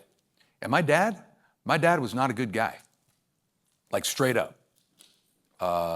And he ended with frickin' bailing on us and leaving us without money or without frickin' emotional support, you name it. And, of course, that just frickin' pissed me off. And it pissed me off for like 20 years. You can just imagine, right? You just get that bone in your throat. And then I started thinking about my dad and this model. And I started asking myself, I'm like, was it willingness or was it ability for him to be a dad? And the more I thought about it, I was super mad at him because he clearly didn't have the willingness. But then I started thinking about it and I thought, you know what? He didn't have the ability. He didn't have the tools to be a good dad and to care about me and my sisters. And when I realized that, I sort of stepped back from being pissed off. I'm like, now wait a minute. How do I blame this guy if he didn't have the ability? He didn't get the tools from his parents. He arrives on the scene. He doesn't know what he's doing. So he screws it all up. But is it because he was neglectful or because he didn't have the capacity? And what I realized is my dad just doesn't have the capacity. His range is a low. Like his upper range of being a dad is like a 2 or a 3. You know what that enabled me to do? It enabled me to forgive him. I was like, oh, yeah, I think I get it now. Yeah, he was an asshole, but part of that, it's not his fault because he had to do what he had to do with the tools that he had. And so now, he's not my dad, but we're friends. And that's a better way to finish life, If he had died without me reconciling it, I'd just been pissed off the whole rest of my life. And I think there's people in this room who know what I'm talking about. And I'm asking you to think when you're dealing with people, don't be so hasty to immediately make a judgment until you put them through the willingness capacity model. Might look at it and be like, maybe, and willingness, I wish he had it, but he didn't. But his tools were very, very limited. And so anyway, this model here is something we're going to use at work. You can use it at home if you want, but we're going to use it at work for now. So grab your action plans. Everybody grab your action plan right now. And let's look at influence, tool, willingness, and capacity. So I want you to think about somebody who's not performing to the expectations that you need. Think about someone you're like, yeah, Mark, they're in the dark boxes. I got to do something with them here. So on the left, put their initials. And then what I want you to do is I want you to ask yourself, is the problem willingness and not capacity? Is it capacity and not willingness? Or do they lack both? This is an opportunity for you to sort out some of the people working for you and figure out what to do next. So do 2 or 3 of those. Who's the person? What's their status? Where do they fit on the thing? And I'll put it back up there. We'll go backwards, on the grid there. And then what's the action that you need to take? Once you've figured that out, what's your follow-up to that? It's like, oh, yeah, they got one, not both. How do I deal with that? They got both. What am I going to deal with that? So let's do that now. 2 or 3 names. All right, here we go. So that completes our feedback and our assessment section that you could put to work. You have anywhere from 4 to 6 people that you need to take action on. You have hopefully 2 to 3 people that you have identified to help you take action. And so that closes that framework. All right, hope that was useful.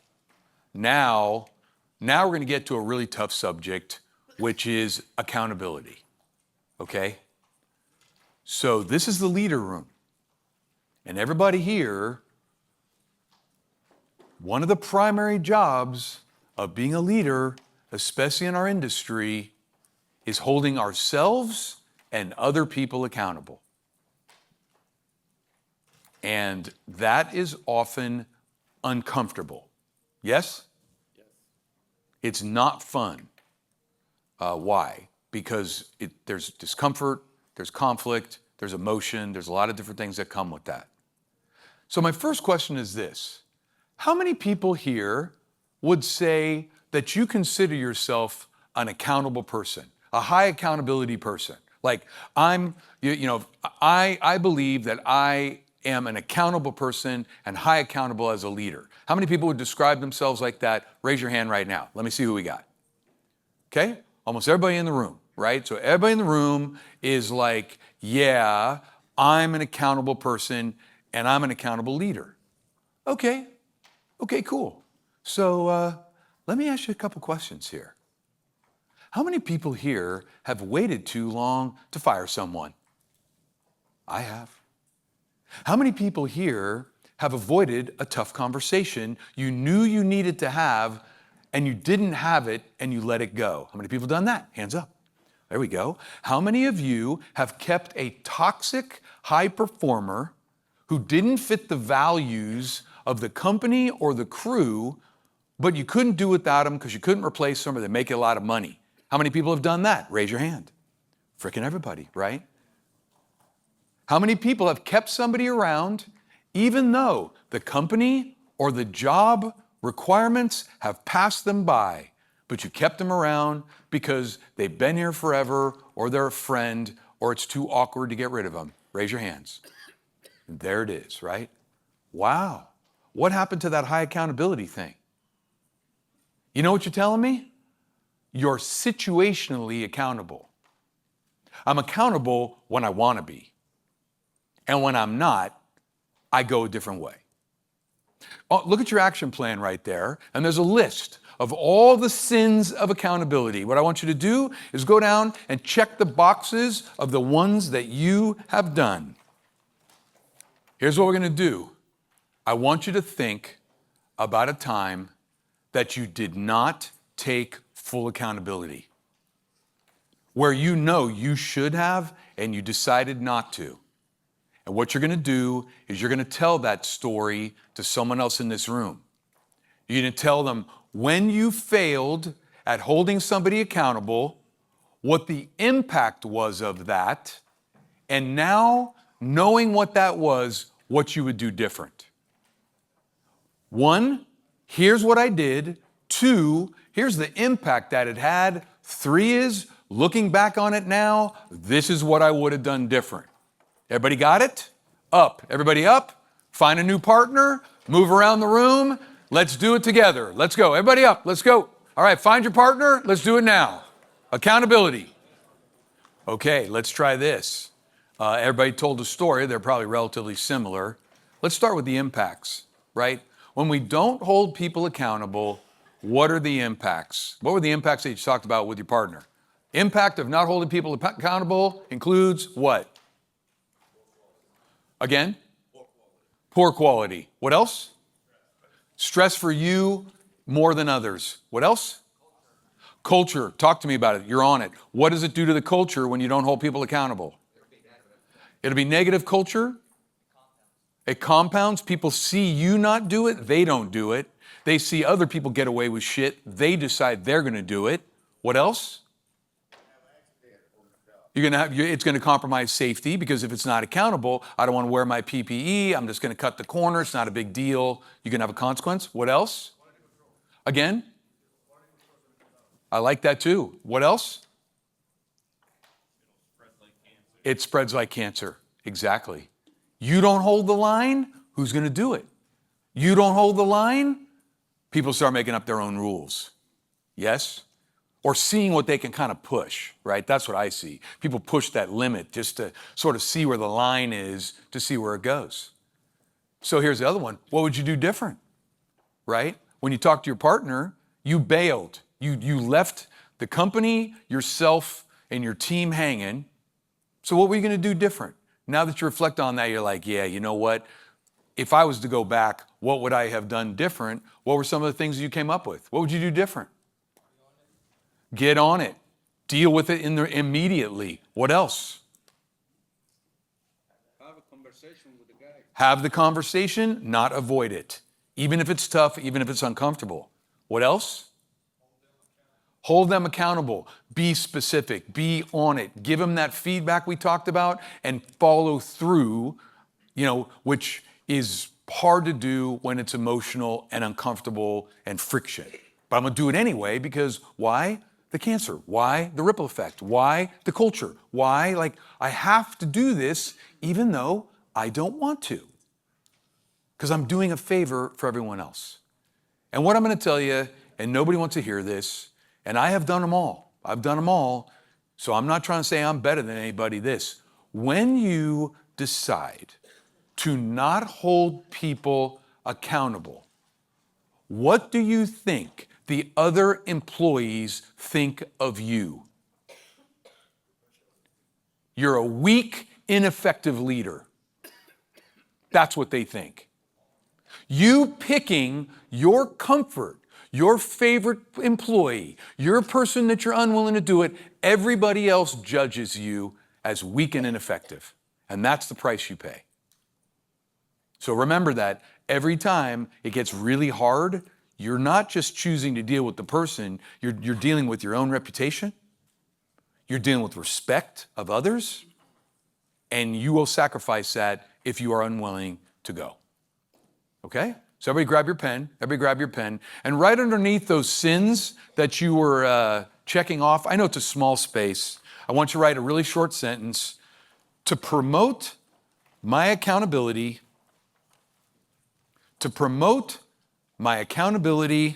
as a leader, I will. To promote my accountability as a leader, I will. And just finish that sentence. Reflecting on your conversation with your partner, reflecting on the importance of accountability.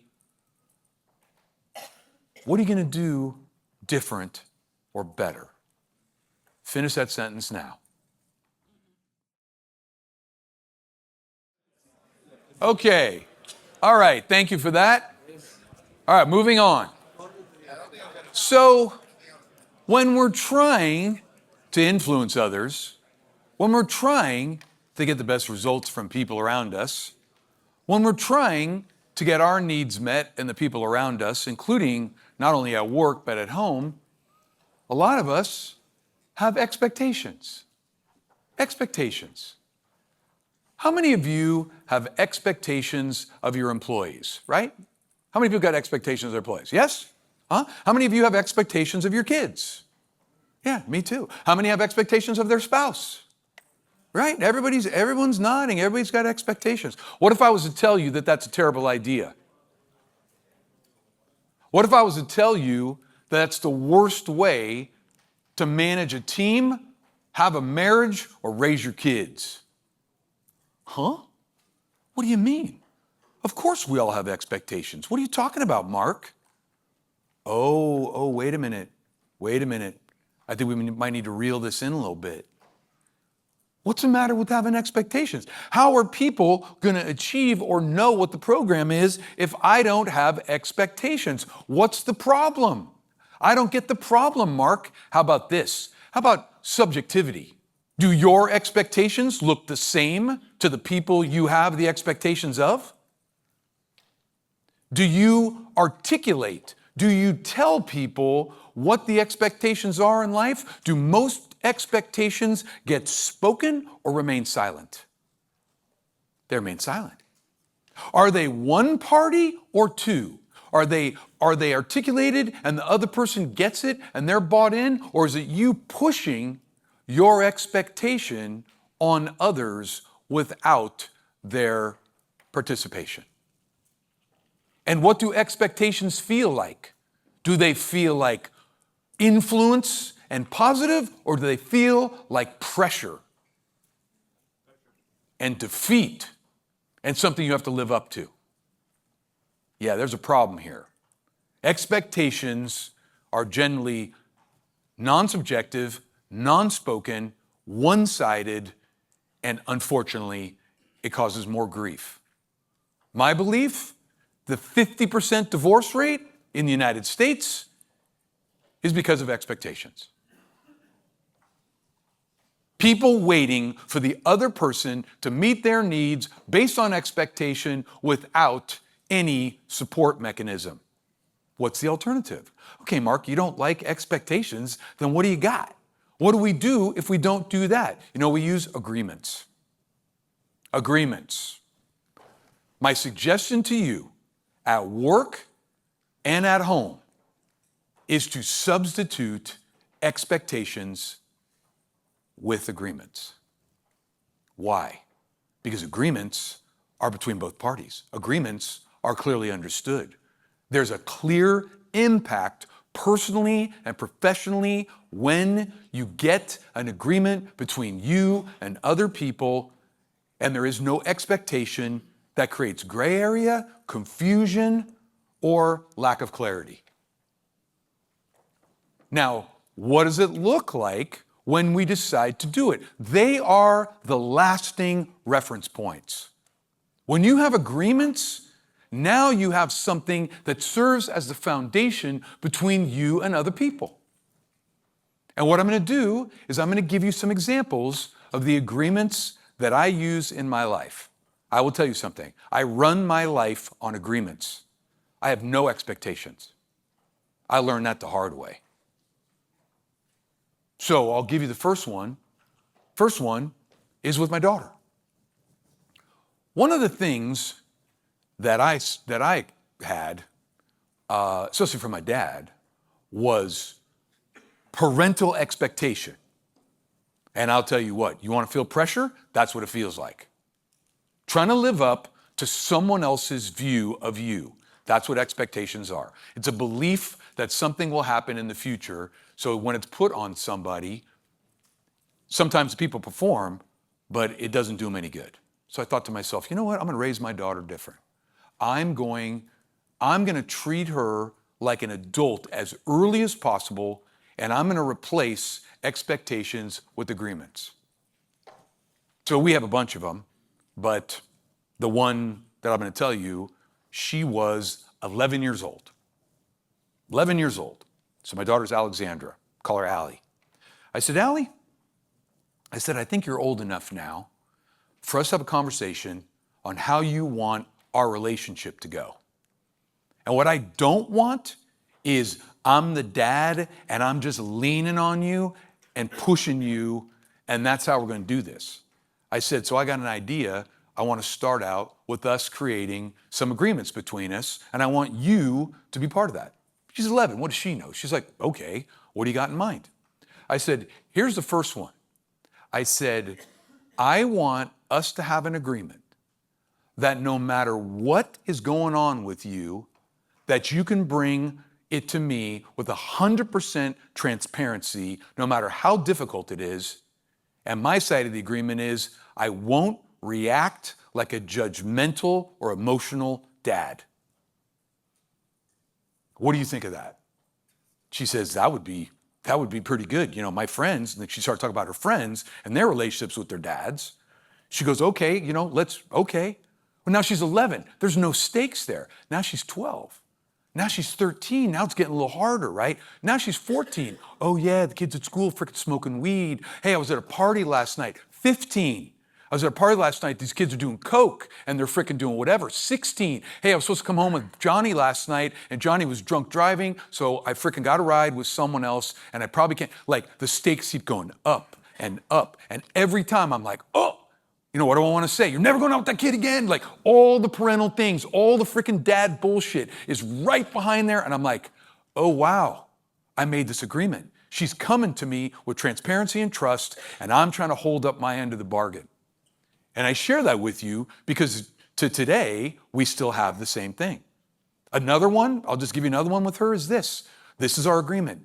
I never give her advice unless it's asked for. Never. But the agreement is this. If I give you the advice, even if you don't like it, you promise to respect it and talk to me about the why. And that, man, you want to talk about power? Because we're so full. You should do this, you should do that. I'm like, tell me what it is, but don't freaking get all bent when I tell you, here's why I think it should be. And that is just two of many. Talk about my wife, right? I got agreements with my wife. You know why I have agreements with my wife? Because I needed to, because my marital track record is that I had to give away half my shit twice before I learned that agreements are the way to go. Expectations. It was all expectations, right? Marriages didn't work because I didn't think it through. So here's ones with my wife. My wife, this is a killer. No resentments.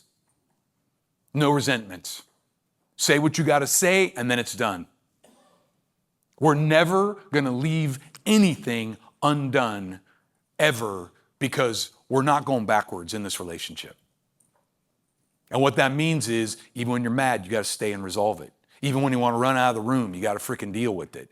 Even when you want to bury it and not talk about it because it's super uncomfortable, you got to bring it out. No resentments. And we honor it.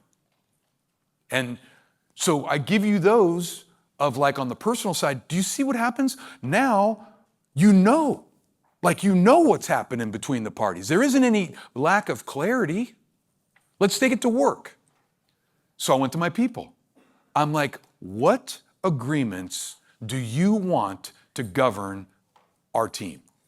And they said, are you serious? I said, you tell me and I'll be the person to make sure that it happens. I'm the CEO, but it has to come from you. Let's make some agreements on what we're going to do here. And one of the most powerful ones of all that I stuck with this the whole time, no shit talking or gossiping about your coworkers. That was one of our number one agreements. And the consequences of that were you're fired. Try that out. Try a job site. People spend 50% of their time shit talking. Our deal was that's a cancer that we all agree cannot come into our workplace. And so when a new employee would come, we sit them at the end of the table. What do? talk about our core values. That was the first thing. Here's our core values. Here's who you're working with. This is what's most important to us. Here's our agreements. And one of our agreements is no shit talking and no frickin' gossip. And if you do it, you will be fired. And you just saw people like, really? Like you could just see the look on their face like, are they for real? And I say, you know what? Twice I told people, get your shit, put it in a box, and you're done. People, you can't do that. I said, did you not hear us at the beginning? You broke the agreement. You're done. It's really great because then nobody's like, your agreements set the bond of what you're going to do. And like on a crew, in a company, that's where the action is, not your expectations. Expectations are gray and they're vague and they're like, they vary from person to person. Agreements are freaking super powerful. So here's what we can do, right? Where do you use them? You gotta have what exact behaviors you want. With your kid, with your spouse, with your employees. You gotta have clarity. 2, leader and peer reinforced. If you do this on your crew, if you do this in your department, if you do this with the people that work with you need to articulate it too. It can't come from the leader. It has to come from everybody. Everybody has to be bought into what the agreement is. And then the last one is consistency over time. You don't make exceptions. You don't get a pass. The agreement is the agreement. We're not going to change it up for any individual, anybody's stuff, whatever the program is. Here's where to use them. New employees. New employee. Hey, now that you're here on our crew, on this crew, these are our agreements. And if you're going to work with us, this is what we freaking do. And you superintendents, I'll tell you something. If you adopt agreements, don't you tell them, have your crew tell them. Because they'll take ownership. Hey, on this crew, we freaking do this, this, and this. Here's our 3 agreements. Here's what we do. You don't even have to say anything. And you watch. What I want to share with you, you know, when we do the agreements, when I would do that round table and have the new employee, and we would say, hey, there's no shit talking and there's no screwing around and it's a thing.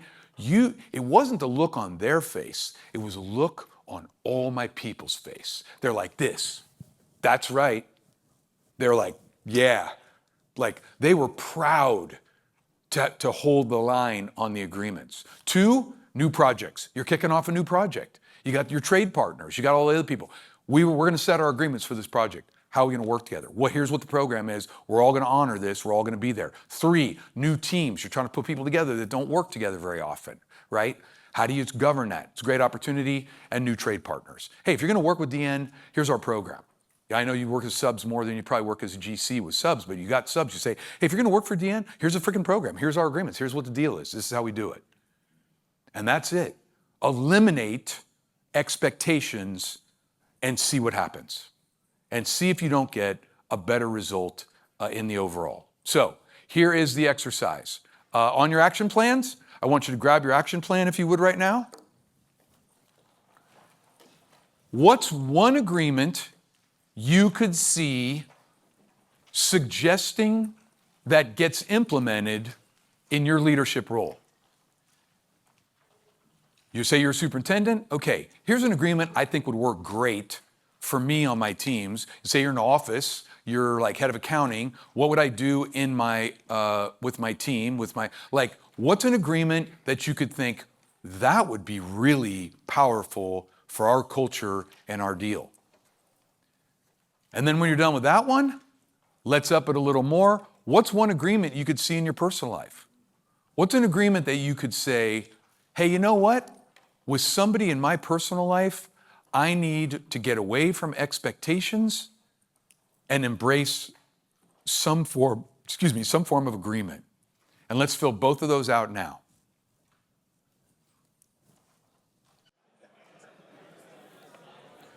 Okay, legacy. Help me out. What do you think? How would you define the word legacy? Anybody? Footprint. I like that one. The footprint you leave in the sands of time. Legacy. Impact.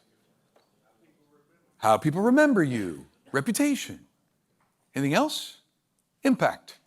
I like that one too. I agree with those. Those are fine. I think those are fine for us. See, legacy in our industry might need a tune-up. How many of you have ever been in your car or your truck and you're driving down the road and you say to your kid, I built that job. I was on that job. I was on that job. We built that job. How many people did that? Raise your hands. Freaking almost everybody, right? Okay. And you don't get it right away, but like around 5 years, you're like, oh yeah, I was on that job. And then like at 10 or 15, you see it everywhere. Like you see all these jobs that you built, right? You can come to where I live. You can see jobs that I built.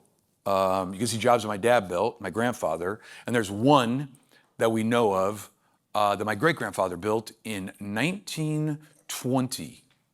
So over 100 years ago, right? Me and my mom went down there and sat in front of it. And I'm just trying to think like, man, what was that like, you know? And that's our business, legacy. You build a lot of cool stuff. We're super proud of it. Lasts a really long time. And that's what we do, right? You know, I built this job, I built this job, I built this job, I'm out. You do 25 years, 30 years, super proud. The legacy is I built a lot of great stuff that I am super proud of, right? So that's one legacy. But the other legacy, the one we're trying to get to today with the influential leader, looks more like this. It's, I decide that for my 30 years, I'm gonna go to work every day with intention, and I'm gonna reach across the gap between me and these people who work with me. I'm gonna put my hand on the shoulder of as many of them as possible to make a powerful difference for them, personally and professionally, in their career and in their life. That the legacy that we're talking about today is not, I built this job, I built this job, I built this job. It's, I built Pedro and Ronnie, Cynthia and William, and that's what I did with my 30 years. And that takes intention. That takes head up. That takes looking at ourselves. That takes the tools we've been learning about today. So where does legacy land at its most powerful? Mentorship. Mentorship, right? And what's really convincing is this. Check this out, right? Look at this. 30% of people, same organization that did this survey, did a survey and asked people, how do you feel supported at work? 30% of people say, hey, someone at work encourages my development. Where have we seen those numbers before? Oh, that's right. 31% of people are highly engaged. 30% of people believe someone is interested in their development. Anybody see the relationship here? You want people to be freaking engaged? That's how to do it. Mentor, take care of, hand on the shoulder. What do you get? High engagement. And there's a very strong argument. Here's the argument from a business standpoint. 91% of employees report being happy when they got a mentor.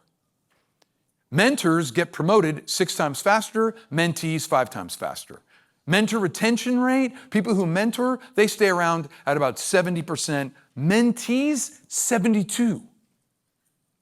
The churn of people who come in and out of DN, some of it is travel, some of it is personal, but if we want to put the hooks in the best people, this is the way to do it. Hand on the shoulder. Mentorship first, right? Leaders creating leaders. Now I know that's not always popular. And I know our industry definitely hasn't been that. Because I got to ask, and I know this question sucks, but this is the truth, right? We're talking here hand on the shoulder, help them get there, influential leader, grow them. But our industry's history, that's not it. How many of you on your way up, the person in front of you wouldn't train you because they're afraid of their own job? How many people had that experience at least once on the way up? Hands up. Look at that. 50, 60, 70, right? That's the old model. How about this? How many of you, I'm talking to the field now, how many of you, when you first came to the industry and you're young, you're trying to get it together, you were hazed, teased, given shit work, ignored, or that person was grinding on you instead of helping you? How many people had that experience? Raise your hands. The freaking whole room. Wait a minute. Here we are in a new environment. And my question is this: is there anybody here who's 25 years old or younger? Raise your hand. 2 right here. What's your name? Bo and Christian. Bo and Christian, and the people that just raised their hand, how old are you? 23? 23, right? Cornerstone of the future of DN Tanks. And all the rest of them that just raised their hand. And the tradition in this industry is to what? Give them a hard time. Grind on them. See if you can make it. See if you can hold up. See if you can hold up under the grind and the pressure and the harassment and the difficulty instead of doing what? If they are going to be the cornerstone, what do they need instead of people giving them shit? What do they need? Mentoring. What do they need? Encouragement. What do they need? Leadership, respect, care. It's over. It ends with you. It ends at DNN Tanks. It still goes on out there. I can't believe it. I was talking to 200 fitters. I can't even believe this conversation. I was talking to 200 fitters about 3 months ago, and this came up. How many people here on your way up had people throw shit at you on the job site? How many people had shit thrown at them on the job site? Raise your hands. Look, it's like 20 people. 200 fitters raise their hands.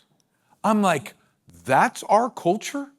We're going to abuse and ridicule and create a pain threshold for people instead of what? Hand on Alex's shoulder. And that's a choice we all got to make. And that's it. And DNN can be different. And there's a lot of tradition, well, that was done to me, and, we're just doing it just as, it's like it's all in fun. No, it's not. It's an insecure, idiotic behavior that needs to get retired today. That's it. Game over. And the last thing I'm going to say is this. It's not enough for you to not do it. You got to step in the middle of it. You see it happening, you got to step in the middle of it. How about an agreement, right? Every young person that comes to DNN Tanks gets a shot. Doesn't mean they get slack. You don't freaking got the passion? You don't want to do it? Don't let the door hit you in the ass. But you know what we're going to do? We're going to make sure that everybody succeeds around here. And the rest of the industry could do whatever they want to do, but we're going to do it differently. And so, here's the other one. Millennials. 75% of the active American workforce by 2027 will be millennials. And 62 million Gen Zs under the age of 25 are coming right behind them. 130 million young people are the future of this business. Think that maybe we need some mentoring? Maybe we need some opportunity? And Gen Z, they're young. I've heard all the complaints about them, I've seen them on YouTube eating Tide Pods. Like, what the fuck? What's that? Everywhere I go, everybody's complaining, these kids. I would just like to remind you that they said it about you, right? Our great tradition is to freaking make fun of the youngest people and say how bad they are. So all I got to tell you is this. We got 2 choices. Everybody ready? Judge them and criticize them, coach them and mentor them. That's all you got. You want to whine and complain? Great. When you're done, judge and complain, mentor and guide.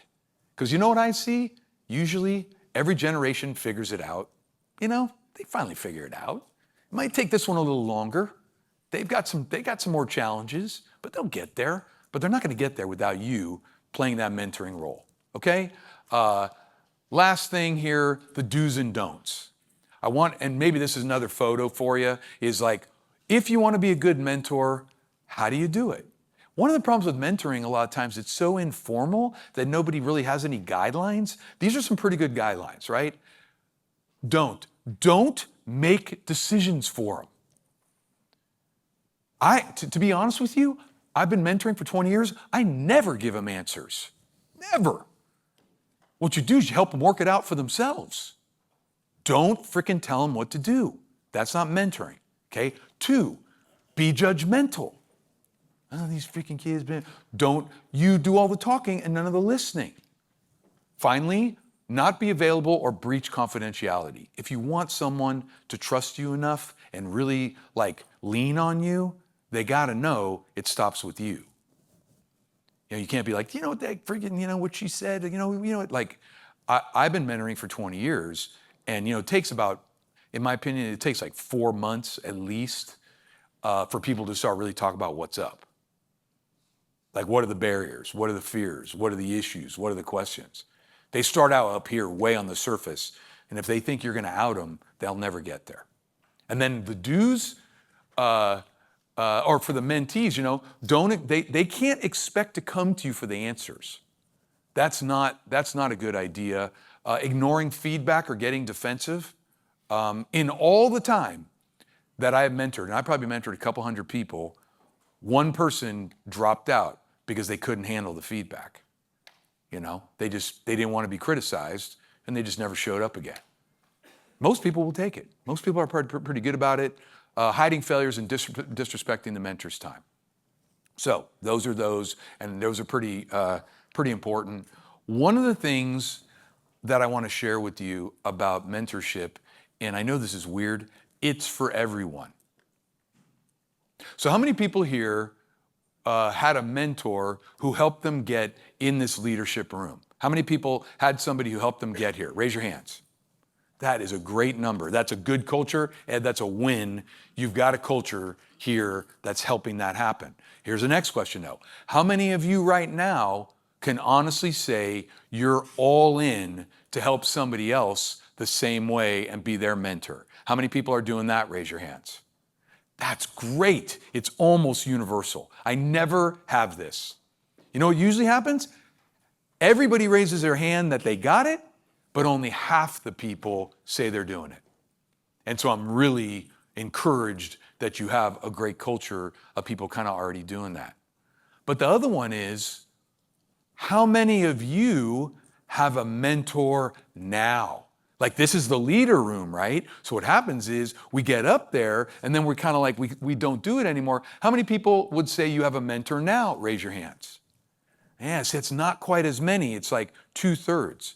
And I just want to encourage you, just say this, is that I have a mentor now. And I have never, since I've been 18, not had at least 1 or 2 mentors the entire time.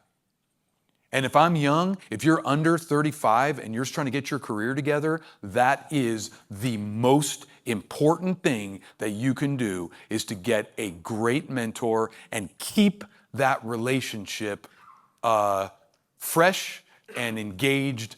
And we're going back to consistency. Sir. Mark, I think in this room, each one of us has a mentor. We just don't see it. Huh. We all have a mentor because we're here. So he says, we all have a mentor. Some of us just don't know it. So but the thing of it is, that's what we have to cure, is it has to be like a personal commitment. I want to know that he knows that I got his back and that he can come to me with whatever he needs, because that's our culture at DN, making sure that we're all about these other people. And the last thing is, I know there's young people in here who don't have mentors. And what I get all the time from PMs, especially PMs, and I'm just going to be real straight with the PMs. So my kid, Jordan, when he graduated, He graduated with a degree in business. And then he went into construction. Well, everybody else came out of engineering or construction management. I said, Jordan, you're way behind. I said, how are you going to get ahead being a PE? He was a PE then to become a PM. I go, you're behind like 5 or 6 people. You know what he said? He said, you know what I'm going to do? He said, by the end of the first year, every foreman and superintendent in this company is going to know my name, and every one of them is going to want me on their job. And I'm going to pick the best ones of them to be my mentors. I said, go. I said, there's no better advice that I could ever give you. And so you PMs, or you, the people who are doing it, you got to get out of the trailer, you got to get out from behind your screen, you got to get out from your owner thing, and you got to get with your superintendents, and those people will make your career. I guarantee you. And I know a lot of them are like grumpy, and you think, oh man, I don't know if they're going to freaking take to me. You know, I tell them, use your dating skills. Like, how many people here have been on a date? You got to take a little initiative. And if you get rejected, you got to freaking go back again. I asked the woman of my dreams for a phone number twice, and she turned me down. Took 3 times. It was great. It's a great story. She's like, I have no interest in you. I said, well, I'm not going away. So look, what's really great, this is really great, because so many companies I go to, hardly any hands go up. People aren't that into it. So why don't we just do this? Grab your action plan. We'll just do a lightning round because you guys are so far ahead. Take a look at the mentorship section. There's 3. Who's your next mentee? You got somebody now? Who's next up?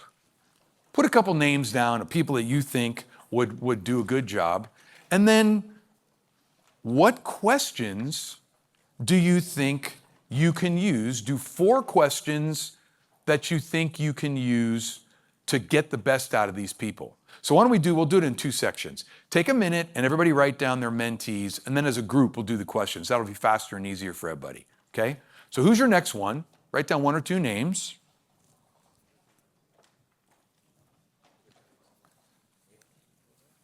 And then right behind that, when everybody's done, all of you, just write in what questions do you think you can ask a mentee to help them develop.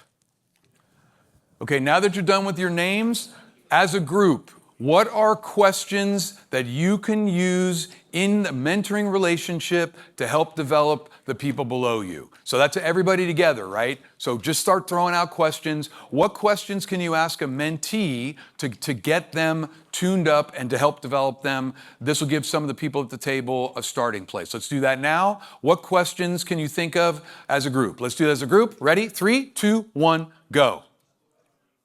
Okay, so let's wrap this up. So we've been at this for 4 hours. I know it's a lot. I know that is overwhelming. There is a huge amount of stuff that we talked about and a bunch of things that you wrote down that were supposed to prompt action for you when you go back to work, okay? The summary of today, more or less, is on the screen, right? That's 4 hours, and all the activity and discussions that you guys all had together was to start with, right? Focus on yourself and your values. Get your head up. Start thinking influence, not authority. Start thinking, hey, the extra effort is going to be worth it and it's going to pay off. 2, focus on the human leadership and the 52%. The 31 are good, don't forget about them, but the real money game for you to have a better job site, better career, is get that 52% and don't let the 17 drag them down. 3, embrace accountability. No more situational accountability. Have the tough conversations. We already learned what it is. We know the price we're going to pay. We got a game plan. And then also you have your willingness and capacity. Go get your willingness and capacity done, and then also embrace your feedback and agreements. Go follow up with the feedback. It's like, oh man, I got to get it for myself and I got to give it to others. Follow through with those, and then think about the agreements. Maybe there's one you want to implement at work. Maybe there's one you want to implement at home. You know, there was a lot of good conversation. People seemed to be into it. Try to find something you could do with that. And then finally, make mentoring a mission. You know, make that part of your toolkit and also your legacy.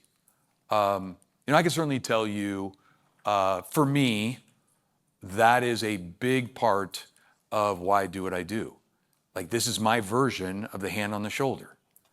You know, I can't change everything for you, or like, we can't change the world in 4 hours, but you know what we can do? We can plant seeds. That's what we can do. And that's what we did do. Like, I think a whole bunch of people here were like, yeah, you know what? I can do one or more of these things, and I think it's gonna work out better for me.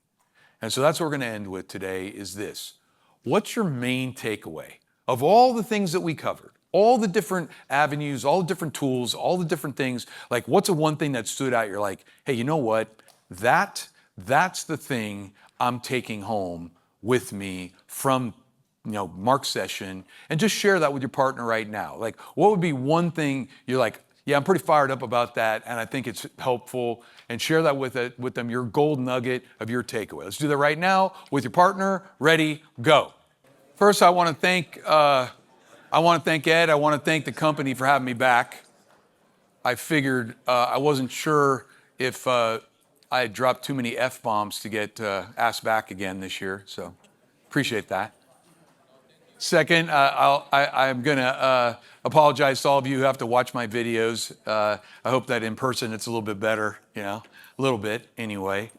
But what I really want to thank you for is what you're going to do now, right?